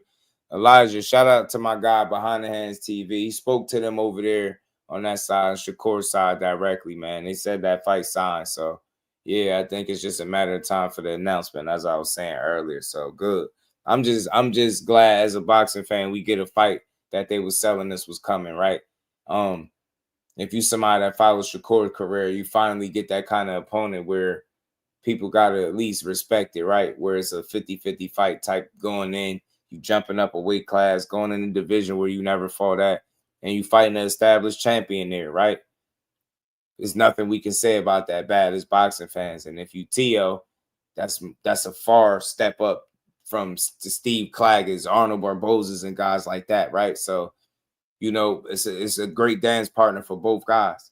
Teo has that athleticism, you know what I'm saying, and combination of experience and different things, right? Tools, he got some pretty good pop, some things to get Shakur respect, earn his attention, and make him think. And you got Shakur on the other end. He got the IQ, the smarts. I think he technically savvy, fundamentally locked in, right? It's things that he do that can give Teo fits, right? So it's some give and take on both sides where they're gonna have to figure each other out, and whoever's able to figure the other guy out more is gonna win.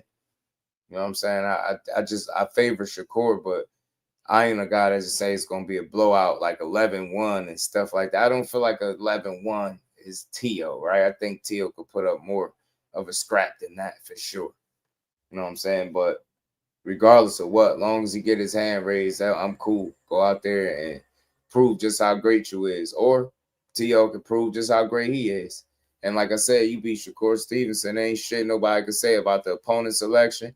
And I'm telling y'all right off the bat, I ain't making no excuse about no weight. I'm not hearing no excuse about no weight. I don't care about moving up. I don't care about being the first fight, no acclamation, no none of that, because you're a generational talent. I think you is that shit. You should be able to nullify that stuff and beat them. And I'm telling you, completely dialed in, I still don't think we've seen the best possible performance Shakur can put on, because I don't think he's been in there with the best possible opponent he could be in there with. Case in point, I don't know how people seen this is a pay-to fight, but for me, entertainment standpoint, it checked all those boxes, all that. Oh, it's boring. You walk out. That's not a fight that you would say you walk out on. It wasn't no running. It wasn't no reluctance to throw his hands. None of that. It was belt to ass, like he said. It was fun. It was entertaining. He fought in a way that wasn't in his best interest, but still made it look a certain way, right? Only got hit 27% of the time, which is amazing to me. It's crazy. So I don't know. I mean, now you get a Teofimo. You go from that to a Teofimo. Teofimo is better than Zepeda, and I expect you to be able to show something different against Teo, right? You know what I'm saying? Just continue to prove your worth. Now, I know a lot of people like, Shakur wins easy. I ain't gonna say that though, because Teo one of them trick bags, man. You gotta mentally frustrate him and beat him. He can be beat mentally. That's the thing. Teo focused on the physical side of things, like a lot of these fighters. Because you heard him in his breakdown, and Shakur talked about how good he is, but he don't like to get hit. He don't want to get knocked out in front of everybody. Shit, who the hell? None of y'all fighters want to get knocked out in front of everybody. He just good enough defensively to make sure that you can't hit him and you won't knock him out in front of everybody more times than not. So, you know, there's not an indictment on him because he's great defensively. He just got to continue to be great defensively despite the challenge in front of him, right? As you step it up in competition, as you fight better guys and those more name, more experienced more established fighters overall, you want to continue to show how great you are. You know what I'm saying? And I think Teo allows him to prove what he's worth and vice versa. So whenever you get fights like that in boxing, it's a win for us. It's a win for all of us, man. Now, he definitely a top-tier talent, and he going to show him. World Flush Norman. Ha-ha. We're going to talk about that briefly. Stretched Out Boxing, what it do, homie? How you feeling, my guy? You know? So, man, we'll see, man. We'll see what Teo bring to the fight, man. I can't wait to see it, though. I'm all in. But the fight that people can't get away from, I hear a different breakdown or something about it every day, is B. Norman and Haney. I think that shit is very intriguing. I think that fight captured the imagination of the fans in a huge way. And regardless of what we think about it, man, Norman, I mean, Haney's in a really interesting position, bro. You can make a lot of people put respect on your name with the right kind of fight. Get what I'm saying? With the right outcome, the right kind of performance, because, you know, people keep raving about his physique and how he look and his muscles, and he look like this and that. But I'm like, the muscles don't win no fights. Now, he might be healthier. He could be stronger at 47. He looked a little different. I ain't going to lie. I wouldn't be surprised if he punching a little harder. I wouldn't be surprised. But overall, I think if you're just not a puncher, you're just not a puncher. I don't think he's going to transform into a puncher. And I think with 8-ounce gloves on, anybody can hurt you. Right? Anybody could hurt you with the right shot that you don't see. But remember, we talked about this earlier. They wanted 10-ounce gloves. And that's a fact. That's not no rumor. It's not no shit I'm making up. It's not a narrative I'm pushing. That's a fact. They wanted 10-ounce gloves. But they had 47, so they fight in 8s, not 10s. I think 54. I think 54 might be 10s. I think 54 is 10 ounces. But we know 47 is them 8 ounces, so they clearly was concerned about something. They could say what the hell they want. But if you wanted 10-ounce gloves, you was worried about that power. So you might, on one end, you try to compliment the power. And then on the other end, you try to downplay it like it ain't nothing to worry about. What you a damn lie. You a damn lie. Like, I think as far as Brian Norman power is far more for you to worry about than your boxing ability for Brian Norman. All this, Devin Haney just going to box and be this phenomenal. He's just going to be too smart. Shout out to Bam Rodriguez. Even he said it. He said Haney's just going to be the smart guy that he always is and box to a victory. I mean, he going to have to. Like, and that's what I'm saying. Like, his avenues to win the fight are not, it's not a lot to travel. It's one way to me, and it's box and stay away and try to be sharp and fight damn near the perfect fight. If you switch it up, if you try to go get him, if you try to be this Debo dad that they think you are, Debo gonna get the same thing done to him in that Friday movie, man. This shit is not gonna be like the movie. It's not. He's not fighting fair. That's not gonna be the case, G. He's not fighting fair. It's not gonna be like that. It's not gonna be like that. I'm just letting you know. Like, you gotta come with the right game plan, bro. You really gotta have your shit together, yo. Because if you don't, shit could mess around and look like this.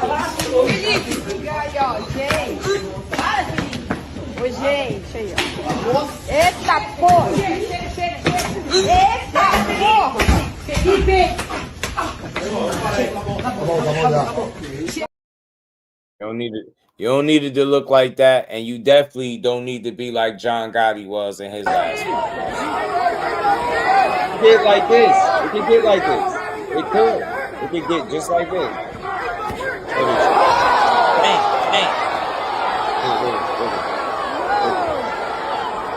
It could get like bro. It could get like that. It really can get like that out there. I'm telling you, the ring and time, it can get like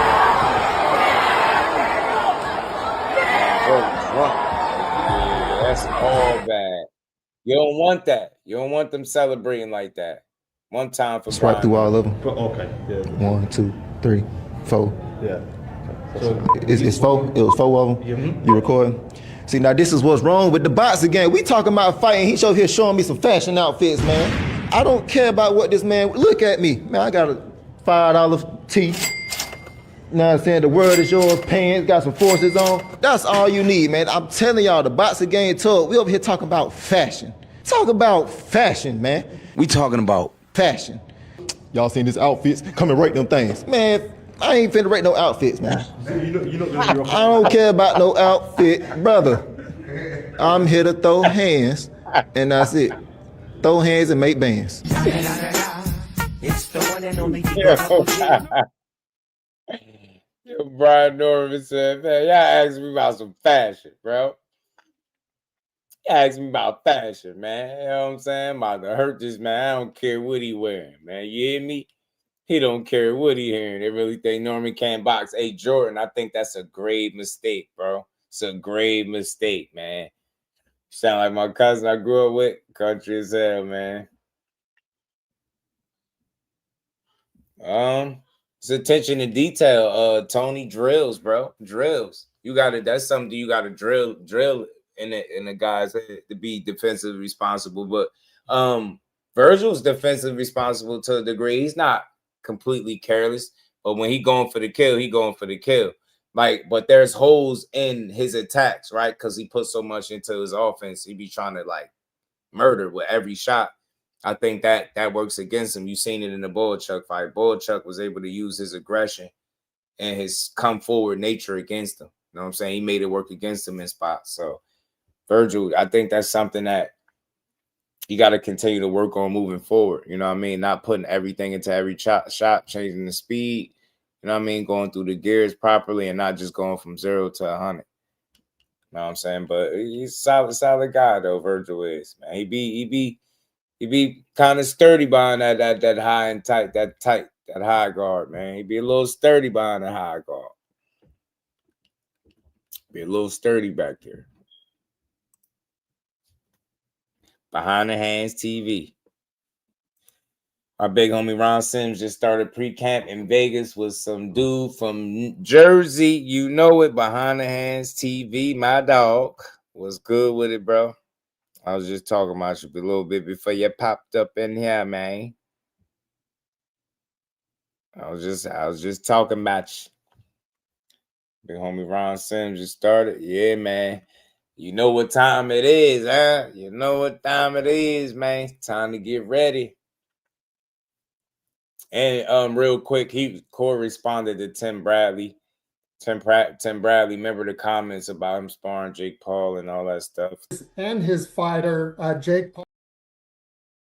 You see what he said there, man. He responded to Tim Bradley's comments. That's Shakur post. He was responding to Tim Bradley about the comments about how he going against the Brotherhood and Jake Paul making more money than them guys. And, you know, he went on to say, if Jake Paul making more money than him, good. He don't count nobody pockets. Say he ain't tripping on Tim Bradley opinion. No, but, you know, as far as that Brotherhood, he's like, it ain't no Brotherhood. When he was going through his trials and tribulations, ain't none of these dudes have his back. And we can't cry Brotherhood when it's only convenient. You get what I'm saying? I just think it's business. I don't think it was nothing personal. I think people find ways to make things personal because they know it you know, negativity spreads. Bruce Guys, peace, OG. How you feeling? Still finna pull out last minute. Moneybag J. I hope not. Hope not, but I hear his sign. Shout out to the homie. And it's a pre-camp going on, so good.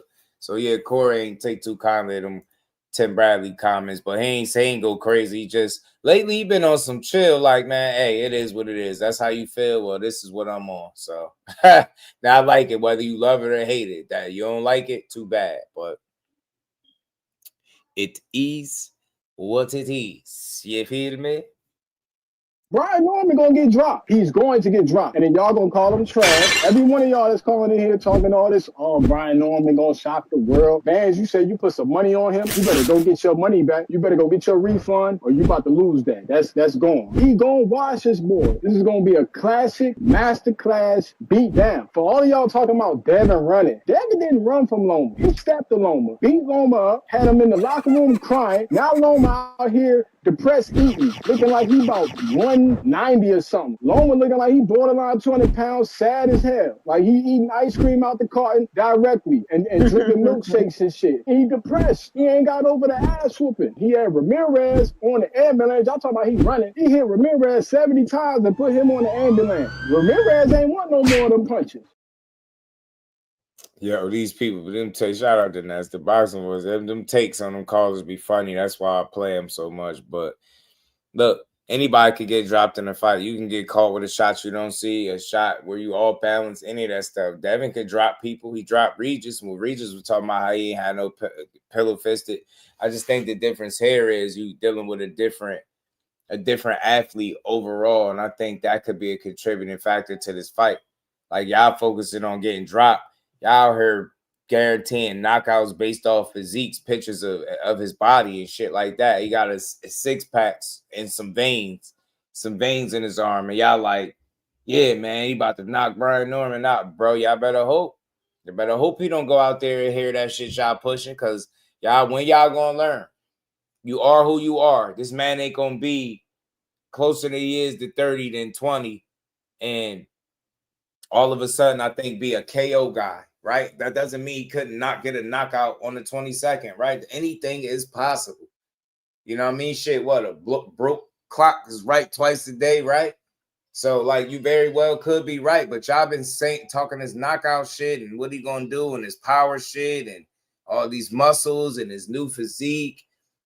That man is genetically, like, his genetics is crazy. He whip himself into great shape.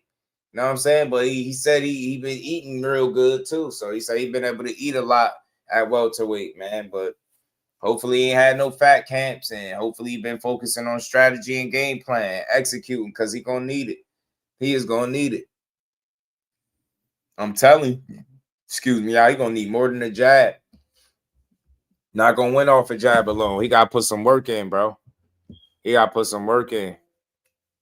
He got to put some real work in, bro. That shit is not going to be. And when none of it kept coming forward, yeah, man. And they talking about putting him in an ambulance. That was BS. Robert Garcia already exposed that. They didn't really hospitalize him. None of that. That was a regular, like, routine checkup type shit. He didn't do nothing crazy. And you could look at him. He didn't hurt him crazy. Like, you know, when you got to make narratives up, you know that's bad. And that's what I'm saying. That's where we at in boxing with this guy. He'll put out a performance and y'all find a way to mess it up by exaggerating the performance. Nobody in the world thinks he beat the hell out of Ramirez. Don't nobody take that hospital trip as if it was some indication that he got his ass beat bad during the fight. Like, come on, man. We all watched it. It wasn't that kind of fight. He didn't have that type of temperament. He didn't have the kind of temperament. Yo, I'm about to get in here and step on this dude. Yo, I'm about to get in here and squash him. He didn't have that. He said, yo, I'm about to get in here and I'm gonna make sure he don't hit me, and I'm gonna hit him and keep moving around. And that's it. I'm a boxer. I'm not letting him, not gonna let him get no left hands in. He just boxed him and got him out the way. You know what I'm saying? But he didn't fight that way. I don't know if fight Brian Norman in the way that, you want to see a knockout, he's gonna have to change the way he fight. His temperament, in my opinion. And the reason I say that, because he had Regis Prograis right there for the taking, and he didn't stop him. I'm not knocking him for that, but I just think that's naturally not who he is, right? Safety first, defense first. He's smart fighter, disciplined, stick to his game plan, pick his shots, create his openings, and then he stay out the way. You know what I'm saying? And box and be smart. That's what he is, man. And I think if he does that, he gives Brian Norman the toughest chance, the toughest night of work. But I think all that trying to fight the fighter is going to be bad, in my opinion, because Norman's really good timing and punch placement. That's my opinion on that. And having a slightly longer arms is not going to be in Devin's favor either. So it is what it is, man. The experience, yeah, maybe the resume going to come in there and throw some jabs, but I doubt it. I think it's going to be a matter of who's more prepared on the night. If Bill Haney and Devin is more prepared, they'll win. If it's Norman and Senior, then they'll win, But I feel like the avenues, the paths to victory is different, obviously. You know what I'm saying? I feel like Norman could afford more mistakes. feel like Devin's path is to box, I think, but I think Norman could box or fight and mix it up a bit more. I think he has the opportunity to be able to mix it up more and still find a way to come out on top. Because the whole notion that he can't box, I think, is comical. And I don't think the gap between skill is significant to the point where he won't be able to keep up. My question is, what will be your most effective punch of the night? And what's your overall mentality and approach to this particular fight? You know what I mean? And getting in here with him. And being that we speaking on this, let me play the clip from my guy, Ben, man. Norman Haney. To me, that one is like the biggest question marks. Yeah, no, I feel like Haney's gonna win that fight. I feel like he's gonna go out there and just be a smart fighter that he always is. Yeah, but Norman can crack, bro. Yeah, he can. He's dangerous for sure. But I feel like Haney's just a little bit too smart. Interesting. Yeah, like, do you think he'll fight the way he fought against Jose Ramirez? I don't know. It's hard to tell just because I know people give him a lot of backlash for that fight. So maybe it might change his mentality going out there and just maybe fighting a more action-packed fight, but still in a smart way. I feel like he's going to get the job done either way. Yeah. Like, that's what I've seen from people. They think either Haney's going to outbox him or that he's going to get caught with something, just given what happened in the Ryan fight, knowing that Norman's like a really big puncher. Yeah, no, I mean, I've seen what people say as well, but I mean, my mind will always have Haney winning. In terms of the undisputed path, Bam.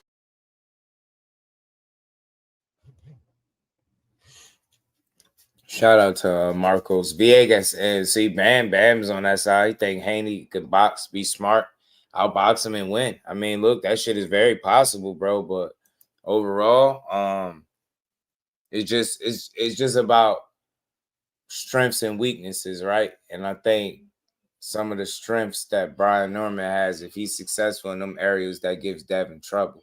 You got to eliminate the path to success for Brian Norman, right? You got to be willing to out jab him. You know what I'm saying? And take those chances. You could possibly do it. You know what I'm saying? But it's not going to be easy. You know what I'm saying? You'll have your opportunities there too. But like I said, I'm not a fool. I hear what's being said. I hear what the focal point is. And like I said, I know somebody that know them, and I know something that you don't know, right? And so I'm always going to stand firm on what I know, not what I think. I know this to be a fact, and it's like we're going to see. You know what I'm saying? It's going to be really hard to spend 36 minutes outboxing that dude without no trouble, without no difficulty. It's going to be some resistance there, you know what I'm saying? And it's just, are you prepared for it? Are you all the way back? Because like I said, all along, a 50-50 fight is what I would love to see. Because that way we could say we've seen one of the best versions of Devin along with one of the best versions of Norman. And there you go. May the best man win. You know what I'm saying? You just got here. Well, what took you so long? Huh? I thought you had got cold feet. I've been looking for you. Well, one thing about Oakland niggas, yeah, ain't nothing slow. We the first on the block for the cheese, and we're the last motherfuckers to leave. November 22nd.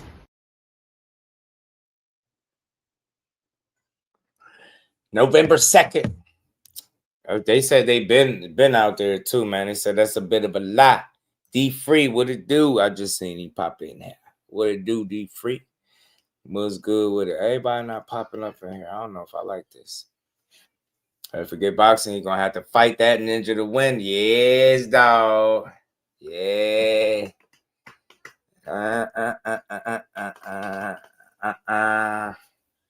Yeah, nah, I don't do no glazing, though. Hell no. Glazing, that's for them kids, man. I just speak realistic. The thing is, I can't speak what I don't believe is gonna happen, right? I only could tell you what I believe, right? That's not I'm pretty fair. Like anybody else, they're gonna tell you Dev is up shit's creek and he possibly about to get knocked out. You know, I breathe life into the youngin, but I just think he got a tough fight in front of him because of his some of his deficiencies, some of the things, some of the areas where he's not good. going to be problematic, I think, over the course of a 36-minute fight. Now, I expect Devin to be able to box and do some things. He knocked Brian Norman out. You know how impressive that's going to be? Boca Chica's a real puncher. He hit Brian Norman. He got up and started fighting that guy back. A lot of people talk about the knockdown, but don't talk about the aftermath or the fact that this dude threw an elbow, had him leaking and all types of shit. Like, that dude a legit puncher. And he started acting diffy after AD got back up. So the thing is, don't go in there trying to be something that you're not. Go be the pure boxer that we know you are. The guy that Bam said you are, right? The smart guy that's going to stick to a game plan, box, and be smart. And, you know, what do you say? Handicap you of your best assets, attributes. That's what he loved to say. Because you know he got called out for being like Floyd, man. You know B Norm called him out for being like Floyd, man. I know he was on the helmet for that, man. Hold on. You violate, I'm gonna have to demonstrate. You violate, I'm gonna demonstrate. Well, stop trying to let Floyd, but you trying to steal quotes and stuff. You trying to steal quotes, brother. You violate, I'm gonna demonstrate. I want y'all to play them tapes back. You already know what I say. You violating our demonstrate. You trying to steal Floyd whole flow. Real quick, brother. You can't sit here and try to take everything that man did and just run it. Run your own play, brother. You know what I'm saying? Sit here and you on my so you hard. Floyd, you really a fan. You really a fan. I'm not on no nigga. Get your own stuff, man. Get your own style. Get your own little, you know what I'm saying? You ain't got your own swag going on, brother. Oh, man, I love it. I love it, man. Call him out. He said, that's that Floyd work, man. That ain't even you, huh? And all that trash. Talking about we gonna be riding the car with Devin. I'll be damned. Get him, I'll be damned if we gonna ride the car with him on the side. You already know how we come. You know I'm gonna talk my shit, be known, and we at war, baby. Yeah. They said we stuck. We ain't coming. Be known. The storm is here, baby. The storm is here. Now we're brewing. We're brewing. We're brewing. I know how we coming, man. I know how we coming, man. Hey, what's up, Bob? How you doing, man? All right. I know how we coming, man. Yeah, we coming too. We coming too.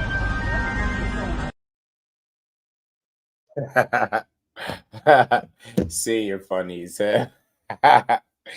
Man, they out there. Them boys out there in Saudi, man. Boys out there in Saudi. This gonna be fun, man. I can't wait to see it. Debo Devin. Debo. As sparring partner told me last fight, they threw the game plan out the window. Can't do that against Norman Wright. And speaking of one of their sparring partners, a guy, Elijah Flores, that sparred both of them. Look, this is something that I was saying about Brian Norman. It's going to be one of the most athletic guys that Devin Haney has boxed, right? I was saying that. Kept saying that. And I look what Elijah sparring be normal though. This was a three weeks of straight sparring. He's a dog. He's the most athletic, quickest dude I think I've been in the ring with. Wow. Yeah. So did you hear him? Said Brian Norman is the most athletic, the quickest guy he been in the ring with. I'm telling you, bro, I think it's some miscalculations on Team Haney. I could be wrong as hell, bro, but they keep saying slow feet, slow this. I'm like, bro, y'all about to be in for an interesting fight. Who do y'all think he is? Like, they act like he's some type of lumberjack with the feet. Like, I'm like, nah, bro, let me play it again, bro. This is somebody that sparred both of them, by the way. This is not a knock on anybody. This is his observation. sparring be normal though. This was a three weeks of straight sparring. He's a dog. He's the most athletic, quickest dude I think I've been in the ring with. Wow. Yeah. So yeah, look, most athletic and quickest guy he been in the ring with. That you don't say that shit about people. You don't say that about people that are slow with their feet, right? If you're athletic, you're athletic, you're one of the most athletic people we've been in the ring with, that's saying something about Norman. That's all I'm saying. I just think it's some miscalculations, but I could be wrong. Maybe they're going to show me that Norman is exactly who they saying he is, but it's going to be tough, man, because Dev did say he was a bum too. And I'm like, damn, you lost. You called him a bum, and you know that ain't true. Man, you about to go out there and have to deal with it. But nah, I see, you know, really good fight, man. Fun for the fans, bro. Those are the kind of, that's the reason why Haney got the respect from the people that really respect him, because he's willing to take fights like that. Tay was good, Superman. What up? This fight is as dangerous as they come, bro. They don't get too much more dangerous than you know, Norman Jr. So we're gonna have to see, man. We're gonna have to see. Moving forward, what's that? Shit. You better hope you ain't the one eating the crow. Better hope you ain't eating the crow. We gonna see though, but I don't really mind eating no crow. You know what I'm saying? I get my honey mustard, you know. I get my honey mustard sauce with the crow. Nah, I'm good, but nah, we gonna see. That shit, man. You got a boy. Boy gonna have to fight. He gonna have to walk on water. That's all. He gonna have to walk on water. You know what I'm saying? Younger gonna have to walk on water that night because he gonna have his hands full. He gonna have his hands full. Let me play Coach Kenny. Coach Kenny had to make his pick too. Shout out to Coach Kenny. People are also saying that he hasn't fought anybody at a Devin Haney caliber. What do you think about the stylistic matchup? You know, I always tell you, not just because of Devin Haney, but I like to lean toward the puncher. Yeah. Now, if Devin was a boxer puncher, it would be different. But in this case, he's just a boxer. My opinion. But I got to rock with Norman. Yeah. And everybody at some point was a nobody until they beat somebody. So you got to start somewhere. I don't look at Norman as a nobody though. You know. What do you rising star? When you do look at Norman, what do you see though? Man, I see he can box. He can bang. He can take a punch. He got good feet. A lot of people say he got slow feet. He got good feet, man. Good feet.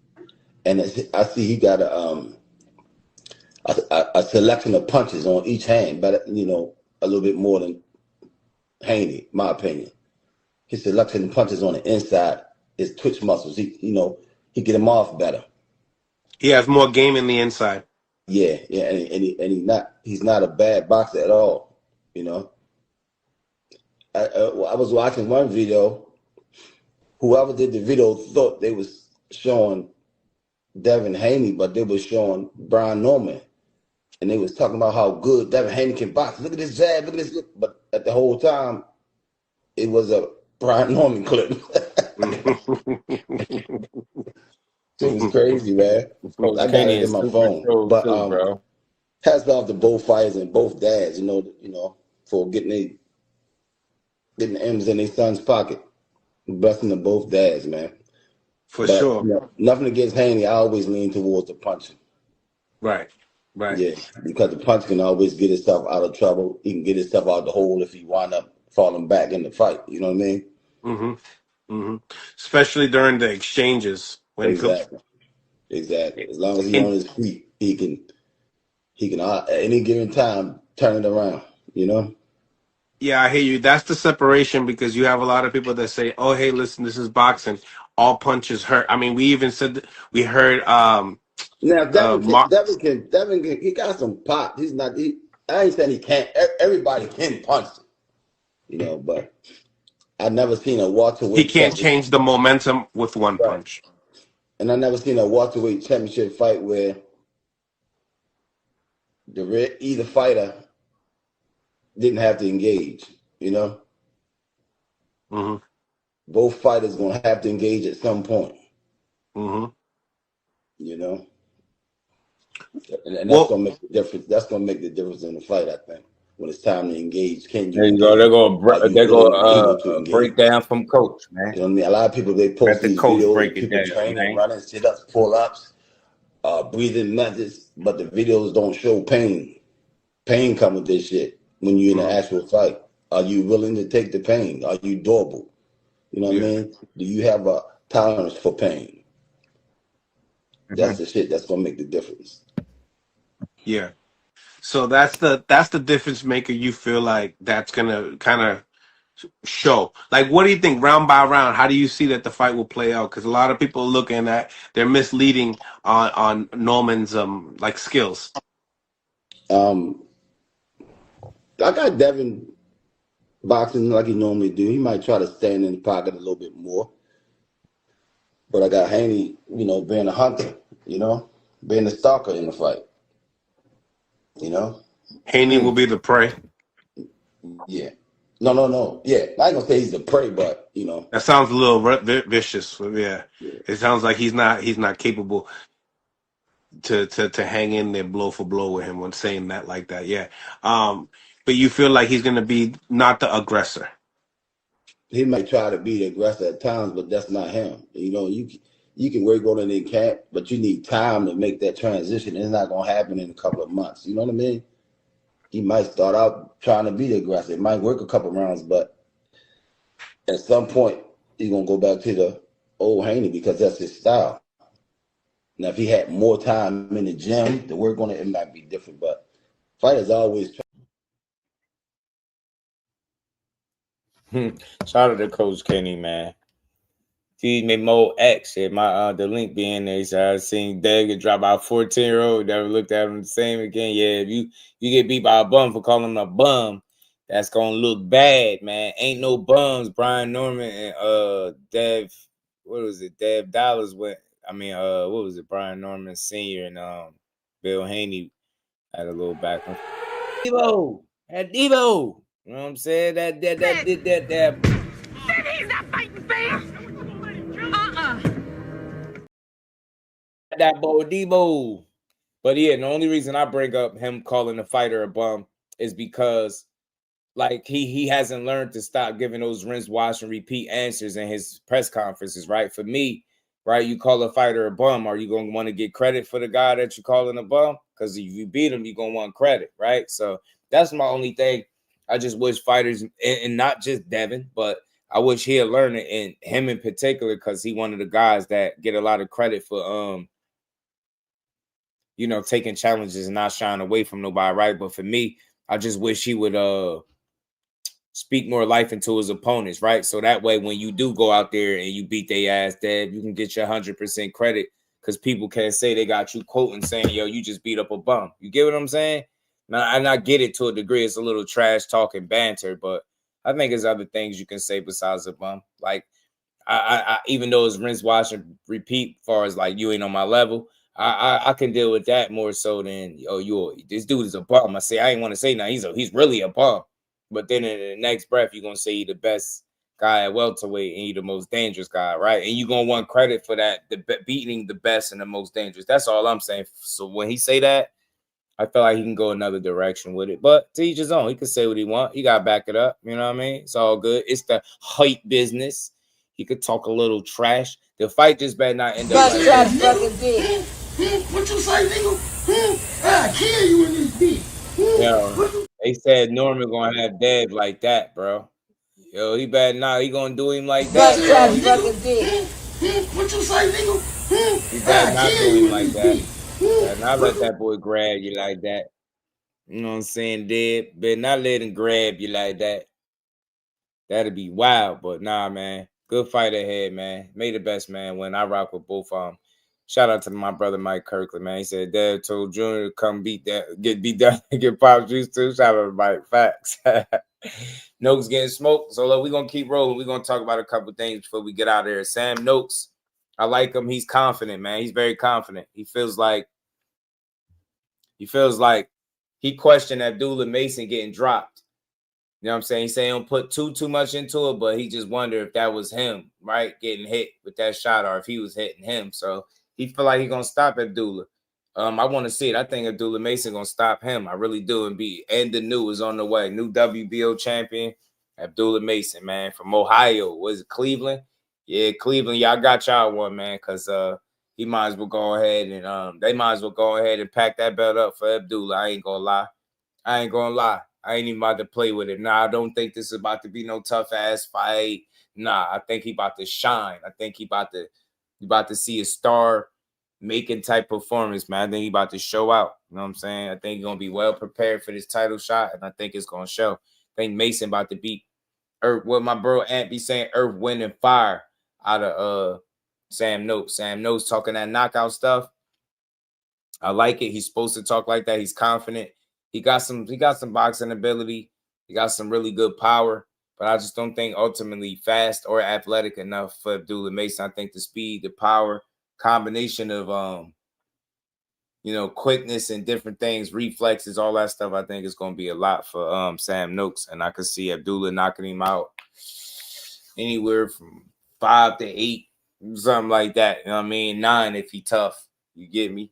9 if he tough. But I could see a stoppage. I think Abdullah Mason going to put hands on Sam Noakes. And like I said, depending on how tough he is, that's going to determine how long he lasts. But I don't think it goes 12. That's my opinion. I could be wrong. We're going to see. But I like Abdullah. I like Abdullah. Real quick, man. I wanted to play some of this this joint from Roy Jones and Ward. And he spoke about Errol Spence, gave somewhat of an update. I know Sean Porter said he seen Errol Spence somewhere, and he gave his thoughts on if he thought he was gonna come back or not. SP Sean Porter. Because, being that Errol Spence's name has been, linked with some, I don't know, some of these fights that we don't ain't going to be in, as far as like Virgil throwing his name in the mix. We ain't going to see that. But Roy said he worked with him. He had a bit of an update, man. We don't know if this dude going to come back. I don't even think he know to be all the way 100 with you. I mean, Mason, like a younger boost, in my opinion. Both talents, yeah. True, like killer. And then they both got them frames too, Mike. They 5'10", 10-ish, 5'9". Well, Boo's 5'10", 5'11", but Abdullah Mason got that frame too, and he got some really long arms to go with it. So, yeah, man. And I think they got that seek and destroy mentality that makes both of them really fun to watch. Big shout out to my brother Mike Kirk. And we ain't never got to box again. Well. I already been getting these bets, but now it's time for you to get your just do. Yeah, I think Abdullah Mason doing too much. I think he's gonna beat his ass. I do. I think Abdullah gonna be too much for Sam Noakes. I think it's gonna be a much different experience than he's ever had. I know he spoke about sparring Shakur, how hard it was to hit him and stuff like that. And I think from an offensive standpoint, I think Abdullah Mason is gonna provide a damn buffet of punches for him to eat. And I think his appetite. I think he better pack an appetite. I hope he got an appetite for smoke. Let me say that. Still an Abdullah Mason quote. Hope he got an appetite for smoke, because Youngin do. Youngin got an appetite for smoke for real. So, I mean, he ready. But he better be, because this shit gonna get ugly. Get ugly with him real fast. But let me play this clip from Sean Porter speaking about Errol. I'm getting to the point where I feel like he's not going to make a comeback. I respect all fighters, as y'all know, and if you don't know, I'm sure people know that I'm friends with Terrence, and because I know people expect to see Bud on here way more than they do. Bud comes to town, and he's training here and stuff like that, and I'm like, I don't want to use my friendship with him to get him on the show and stuff like that. I'll pick my moments and I'll pick my time. So saying that to say, I saw Spence at a wedding just a couple of months ago. Shout out to Tommy, been married now for a couple of months. And Errol happened to be the best man at the wedding. We talked for a minute, but I didn't ask him any questions about boxing. He looked good. He looked like he's, carrying the weight pretty well wherever he's at. And I know in the past we've seen him, balloon up. We've seen him be a little, chubby, thick, whatever the case may be, as we all do at some points in the neck and that face area. You guys know how it go. I didn't see that when I saw him at the wedding. So I'm like, okay. And then we were hearing the rumblings of a Fundora.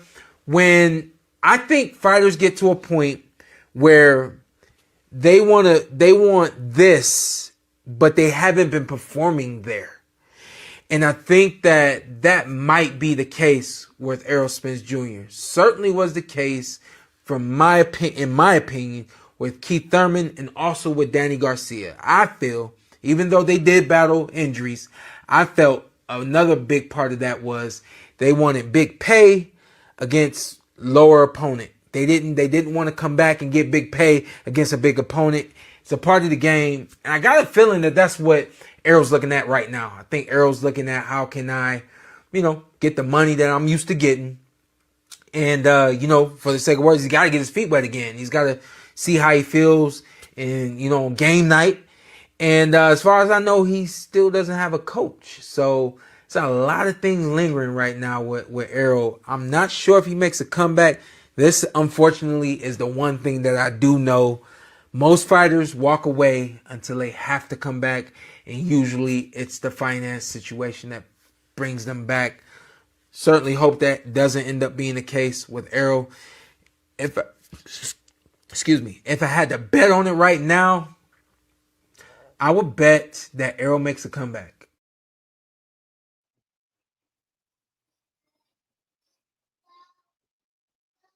So he say bet Errol Spence makes a comeback.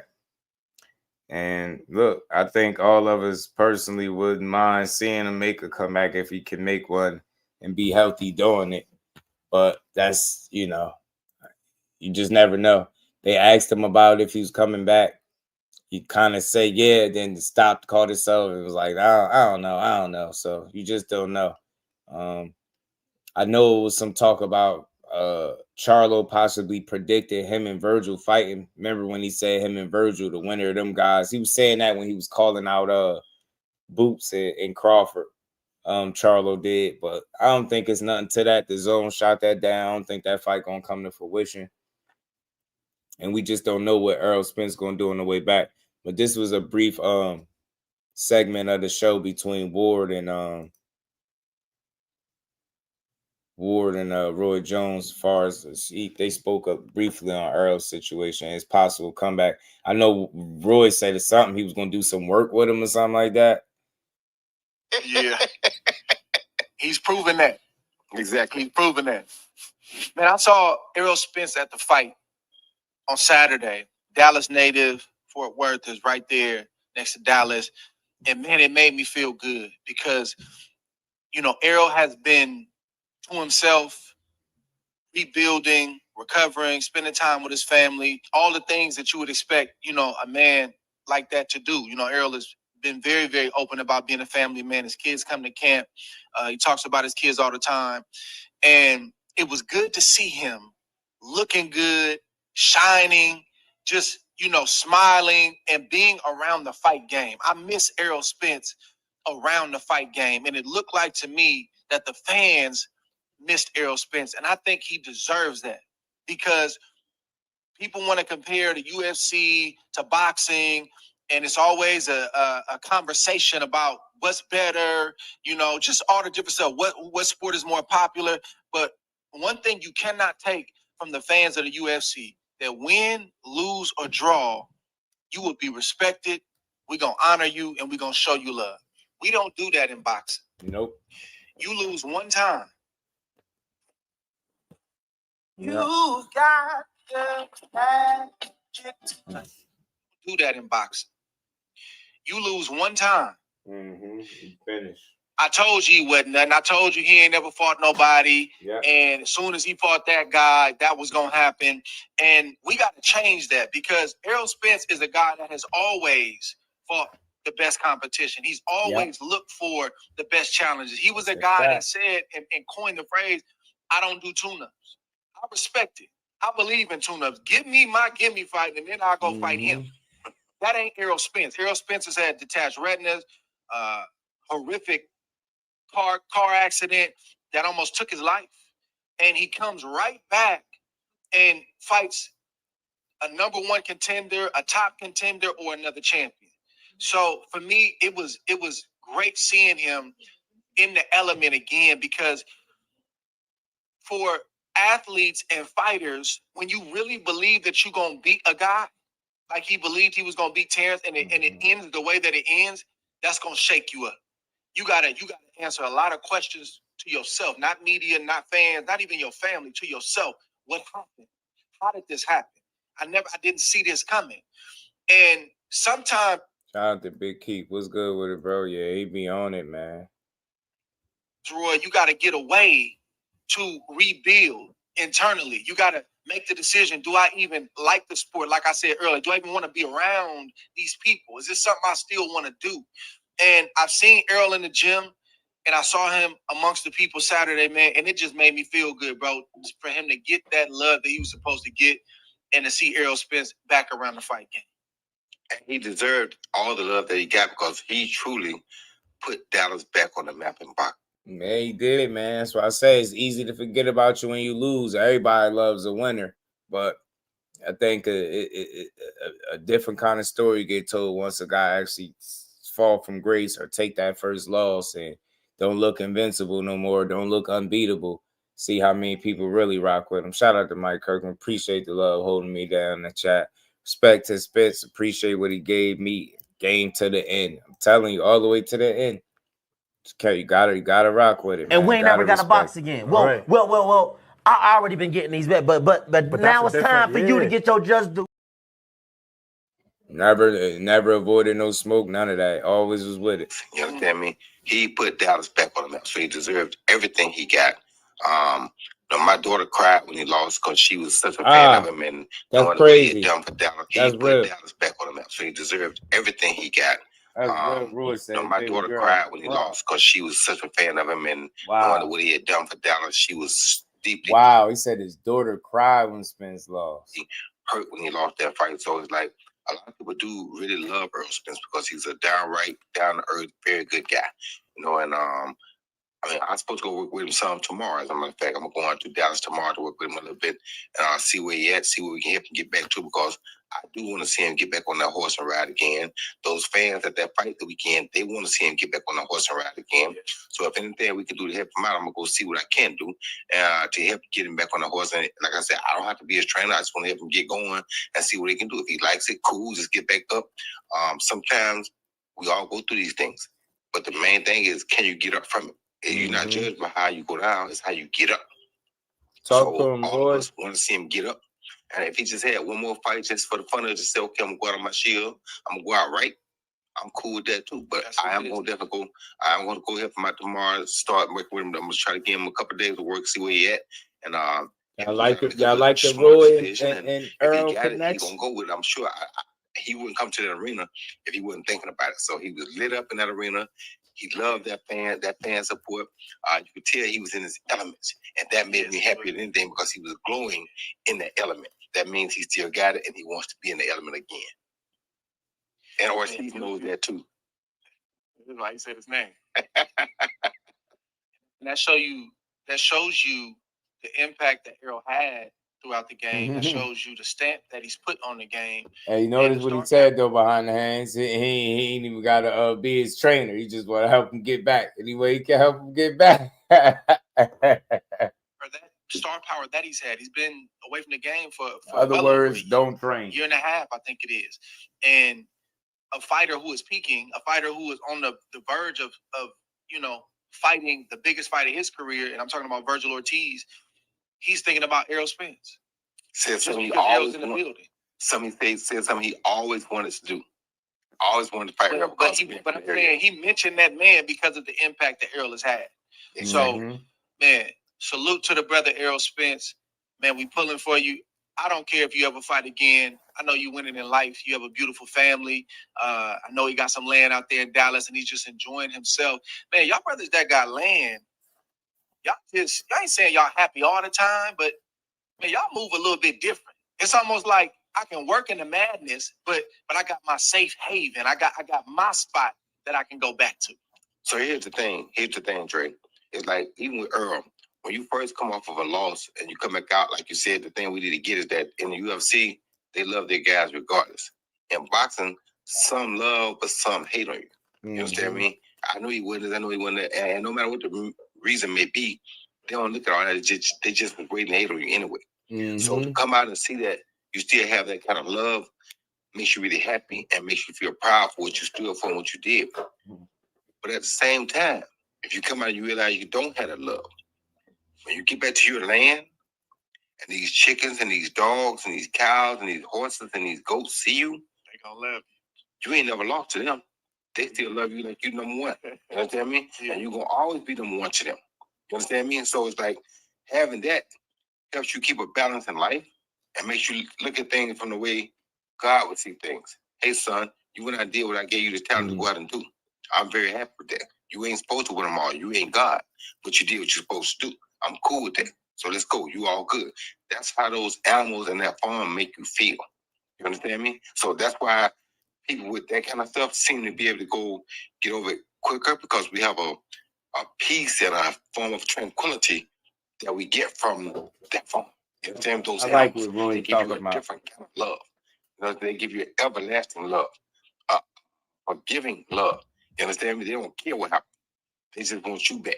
Well, man, check this out. I got a ranch 2 hours from where I live, my primary house. So I'm finna go up to my ranch today so I can get some of that love. I want to feel some of that love today. But no, I love it, man. And I think it needs to be said, and we will continue to do that, because it's a lot of talking heads out here, and we're one of them, but we want to be talking about the right stuff.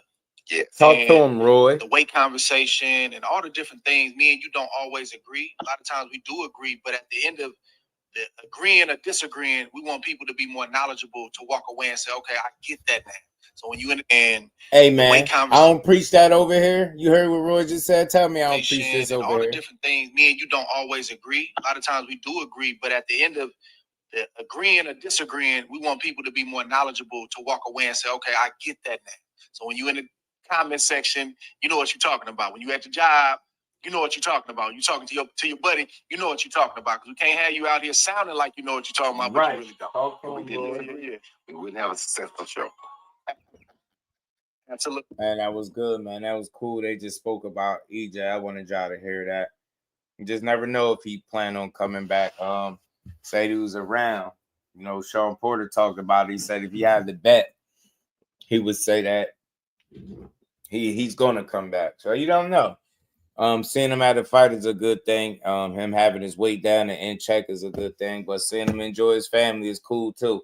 So I'm like Roy and Ward, man. If he came back and did a farewell thing like Danny, cool. If not, never fought again, it'd be cool too, man. You just never know when it's your time to hang them gloves up, man, and call it a career.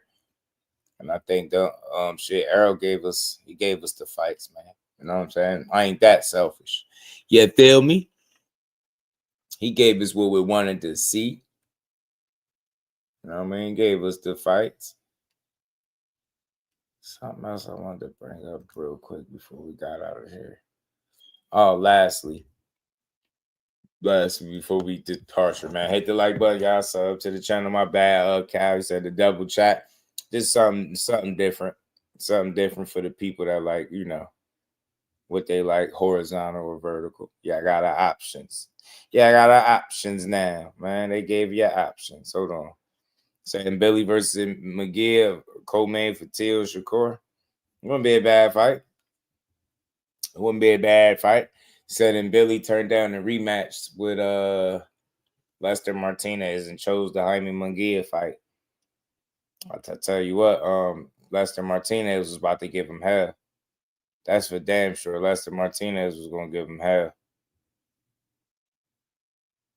That I do know. He was going to give him some hell. You get me? Lester was going to give him hell in the ring again, and he knows it. Anybody listening to Rock and Roll Metal, this will be Devin after he fight Brian Norman Jr. Cut my life into pieces. Right about a ranch. The summers I go down to my Pete's farm ranch, messing with cows and horses. That's a different type of piece. Yeah, a lot of people say that, P. Hunter. A lot of people say that. Lastly, man, Tim Bradley had a recent breakdown about Boots and Virgil, and we'll end the live with let's hear something with Tim Bradley had to say. Hit the like button, y'all. Support the grind. We wrapping up. Much love to everybody that rocked out today. And you know, I mentioned to him that Norman, dangerous guy. It feels like it does more for Norman's career, and Devin's been already at the mountaintop, but his attitude is he's got a title. He thinks he's the best at 147. So all the credit in the world to him taking on that challenge. Yeah. Look, I think that at the age of both of these young men, the willingness for them to want to compete and put their O on the line, man. I mean, that speaks volumes to the type of mentalities that both of these fighters have. And I think that's the nature and which we want the sport and we want fighters to behave. You know what I mean? Like throwback fighters. You know, when I look at, I'm going off another tangent, but when I look at like Virgil Ortiz, the performance he put on, then I look at Boots and the performance he put on, like right away you're saying, or like, you know, fans are saying to themselves like, hey, why don't those guys fight? You know what I'm saying? Like, and I want them to fight. I do. I want them to fight, you know, and y'all already know who my pick is. You know, like a lot of guys are like from the show me state, like show me. And Matt said Virgil should fight Fundora while Boots goes and tries the title fight. Yeah. These dudes is dumb. I was driving. Oh, you switched your phones. I went to the wrong club. Shout out to Cat. Much love to y'all. We still got 50 people in here, man. Much love to y'all. They I guess they split it for y'all, but they combined it for me on the screen. So shout out to everybody. Just make sure you sub, hit the like button, and support the channel. That you can win, Boots. But me, I'm telling y'all right now, man. Anybody that wanna listen, you can listen. If you don't want to damn listen, then damn it, you're gonna learn the hard way. Mm-hmm. I'm telling y'all, Boots is going to beat Ortiz, and he's going to beat him. It's gonna be bad. I'm just letting y'all know. Some of y'all see that victory he put on, and you know Ortiz, and he looked spectacular, and he did it against a quality opponent. He looks spectacular. However, Boots is a different type of animal, man. You know, this guy can be on his front foot. He can be on his back foot. This guy got punching power, hand speed. He got a ton of skill, counter punching ability. I mean, Boots has all the tools in the world to give a guy like Ortiz, who is talented. Mm-hmm. Don't get me wrong. Ortiz is talented, man. He goes about his way inside that ring, and you can see how calculated and precise he is when he's inside that ring, man. That right there was a killer this past weekend. He was a killer. You know what I'm saying? Mm-hmm. And it was he terminated his his object or he had terminated his freaking odds with like 2 rounds. I don't think anybody in their mind thought it was gonna go 2 rounds. If you did, you know Shadamas or somebody, you know what I'm saying? Tell me the damn lotto numbers. But I didn't think it was gonna be 2 rounds. You know what I'm saying?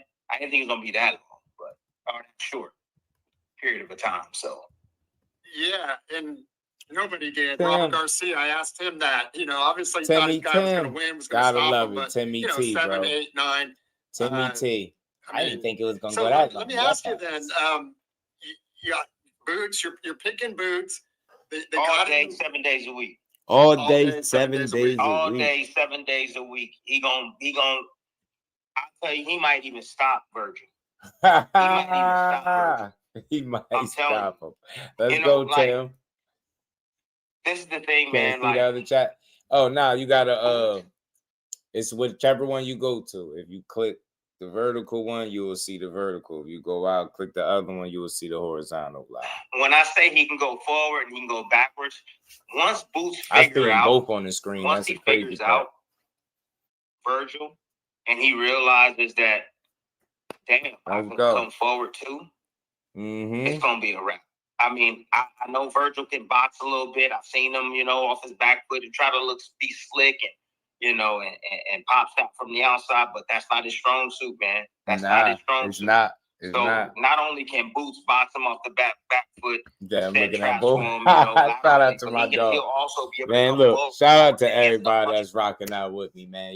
They just added a new feature and we trying it out.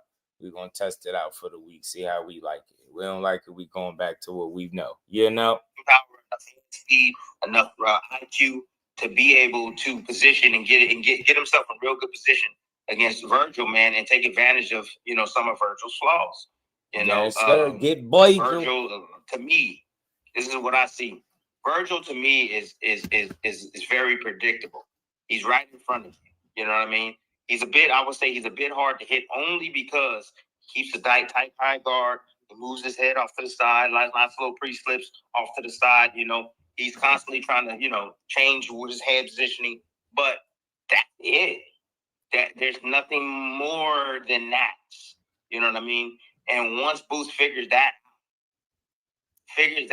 high guard coming forward, similar to the way Crawford was able to figure out Canelo Alvarez, similar that way.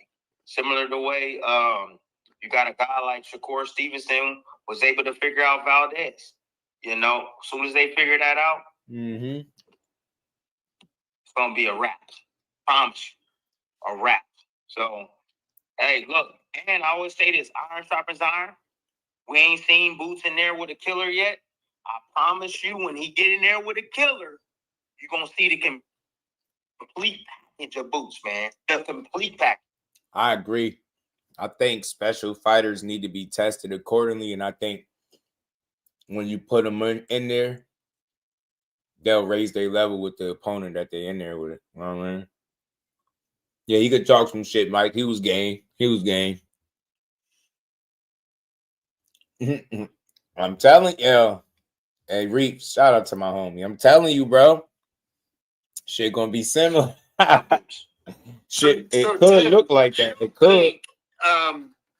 You don't think Ortiz's power could be the X factor? Because it just seemed like he told me before the fight, or he said going into the fight, it was the best he's ever felt going into a fight, mentally, physically. He couldn't really describe it. You know, he's an intellectual kind of guy. He's very intellectual.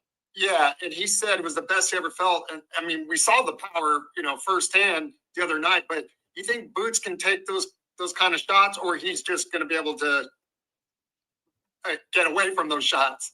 No, Boots can't be taking those type of shots. Yeah. You know, those type of shots that Boots got to get hit with all these other little jabronis. He can't do that with Ortiz. And I don't think, and I think he's smart enough to know that. I think his team is smart enough to know that. But see, like, one thing about certain fighters that have, you know, one, that competitiveness, two, was raised up in the gym, having that Philly nature. He likes to fight. He likes to rumble. Not only can he box, he has a very high boxing IQ as well. But what happens to us type of fighters now, I want to say, I don't want to class myself. I'm a Hall of Famer, but I'm not going to class myself and say I had more skills than Boots Ennis. Boots got a ton of skill. You know what I mean? I was special in the area of determination. I had quick feet. You know, I have my little attributes to go along with me. But what happens is it heightens. You know what I'm saying? Fight or flight. It heightens. So, like, you take his skill set, and he's getting there with Ortiz, who has a really high boxing IQ as well, you know, who has the punching power and the speed. Now you're ultra focused. You know what I mean? You have ultra combination, like what's the word I'm looking for? Ultra concentration. Tunnel vision, or just everything. It's almost like everything slows down a bit, man, because you're so ultra focused. You know what I mean? Because you fear what's coming at you. You know what I mean? In the sense, not to where you shut down, but just to where it's like you're aware. You know what I mean? Your hands are up. You know, your reactions are quicker. You know, your response is quicker. It's just like, right, if you see your baby, right, crawling on the bed, and you see the baby get close to that edge, and you reach out there, I mean, your reaction time is so damn fast. You reach out there and you grab the baby before the baby falls off. It's like that for a fight. You know, especially a fighter with the skill set and the mentality of a fighter like Boots Ennis. So the dude is a competitor, man. He's a competitor. I personally think that his management was probably. Shout out to Doc. Man, I swear he wanted to say Ultra Instinct. It was effing him up, wasn't it, Doc? Shout out to Dr. Boxing Talk. Probably holding him back. However, look, this form of Boots that I saw got up in the ring, man. I thought he looked like Ricky Ross for a minute. He had the big beard. He had the Lokes on, you know, the old school Lokes on. And, you know, he had the chain and stuff. And I'm like, hey, this is a new type of boots right here. I ain't never seen. Shoot, what type of boots is these? You know what I'm saying? Because that was And1 mixtape boots. Clean, he was looking sure of himself. Hey, Tim just got introduced to And1 mixtape boots. I don't even think Boots know that's his name yet. And just like he said after his fight against Lima, I want Ortiz. That's who I want. However, I don't think Ortiz really want that right now. I don't think his people want it. You know, I don't think Oscar want it. I don't think Robert Garcia wants it. Now, I could be wrong. Now you just heard Eddie say all the same thing. Now Tim saying it too. I could be wrong, but I'm just telling you right now. Why you want to get this guy knocked off? Trust me, they see what I see.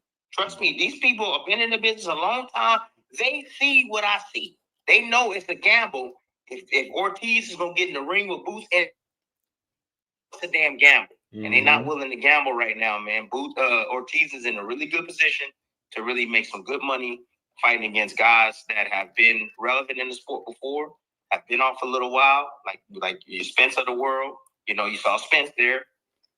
Also, Charlo, Charlo too. Farmer Undisputed there. You know what I mean? So he got some dance partners. I would advise Boots Ennis, fight a top guy, man. Fight a top guy out there. Get Madrimov into the ring. I really don't think the fight's gonna happen, man. I really don't. And look, me being a fan, yeah, the fanboy in me, absolutely. I want the fight to happen now, but I just know this business, man. And I understand that it's a process. When Boots or when Virgil wanted Boots, it was a certain timing. He wanted to get him as he moved up to 54 and not let him adjust. And right now Virgil's saying, you know what? I'm gonna let you work a little bit more. Why not? You need to do a little bit more at 54 before I go ahead and face you, because I know that it's risky. I think I can win. However, it's a 50-50 fight in his eyes. And he's like, I'm not willing to risk it all right just now. So, hey. All right, look, that might be the case, but shout out to Tim. I like this breakdown on that. We'll see. The saga continues. The Boots Virgil saga continues. Narrative's falling by the wayside. They ain't holding up. I mean, fights are being made. Teo and Shakur look like a sign. Can't wait to hear their announcement. Norman and Haney continue to be a topic of discussion. Boxing is in a good place. You hear Bud possibly coming back. I mean, Diamond's fight would be dope as hell if he gets that fight. I mean, start making planting his flag at 160. Think that should be something special, man. That dude really on the cusp of really doing something that is gonna put him in a whole different, ballpark by itself. Talk about being in a class by yourself. Bud Crawford be undisputed in another weight class, man. They could just cancel Christmas, man. We could just cancel Christmas, man. That's as great as it get. That's as great as it get. But shout out to everybody, man. Another dope build in the books. Hit that like button on the way out, man. Subscribe to the channel. Support the grind. Share the lives. Hype the lives. Hype the videos. We're going to keep grinding. Like I said, we're going to try this vertical and horizontal joint out for the week. We're going to see how we like it. And if I don't like it, we're going to switch back to what we do. But look, shout out to everybody. Enjoy the rest of this good Tuesday. And I'll see everybody tomorrow. We're going to build on this boxing again. Y'all know how we do. So with that, we up out of here, y'all. Peace to you. Representing Brick City, Shakur! Finding those levels, too. Look at that four-punch combination. It's a masterclass right now from Shakur Stevenson. That's what you're seeing. A masterclass. And Shakur meeting them with straight left hand.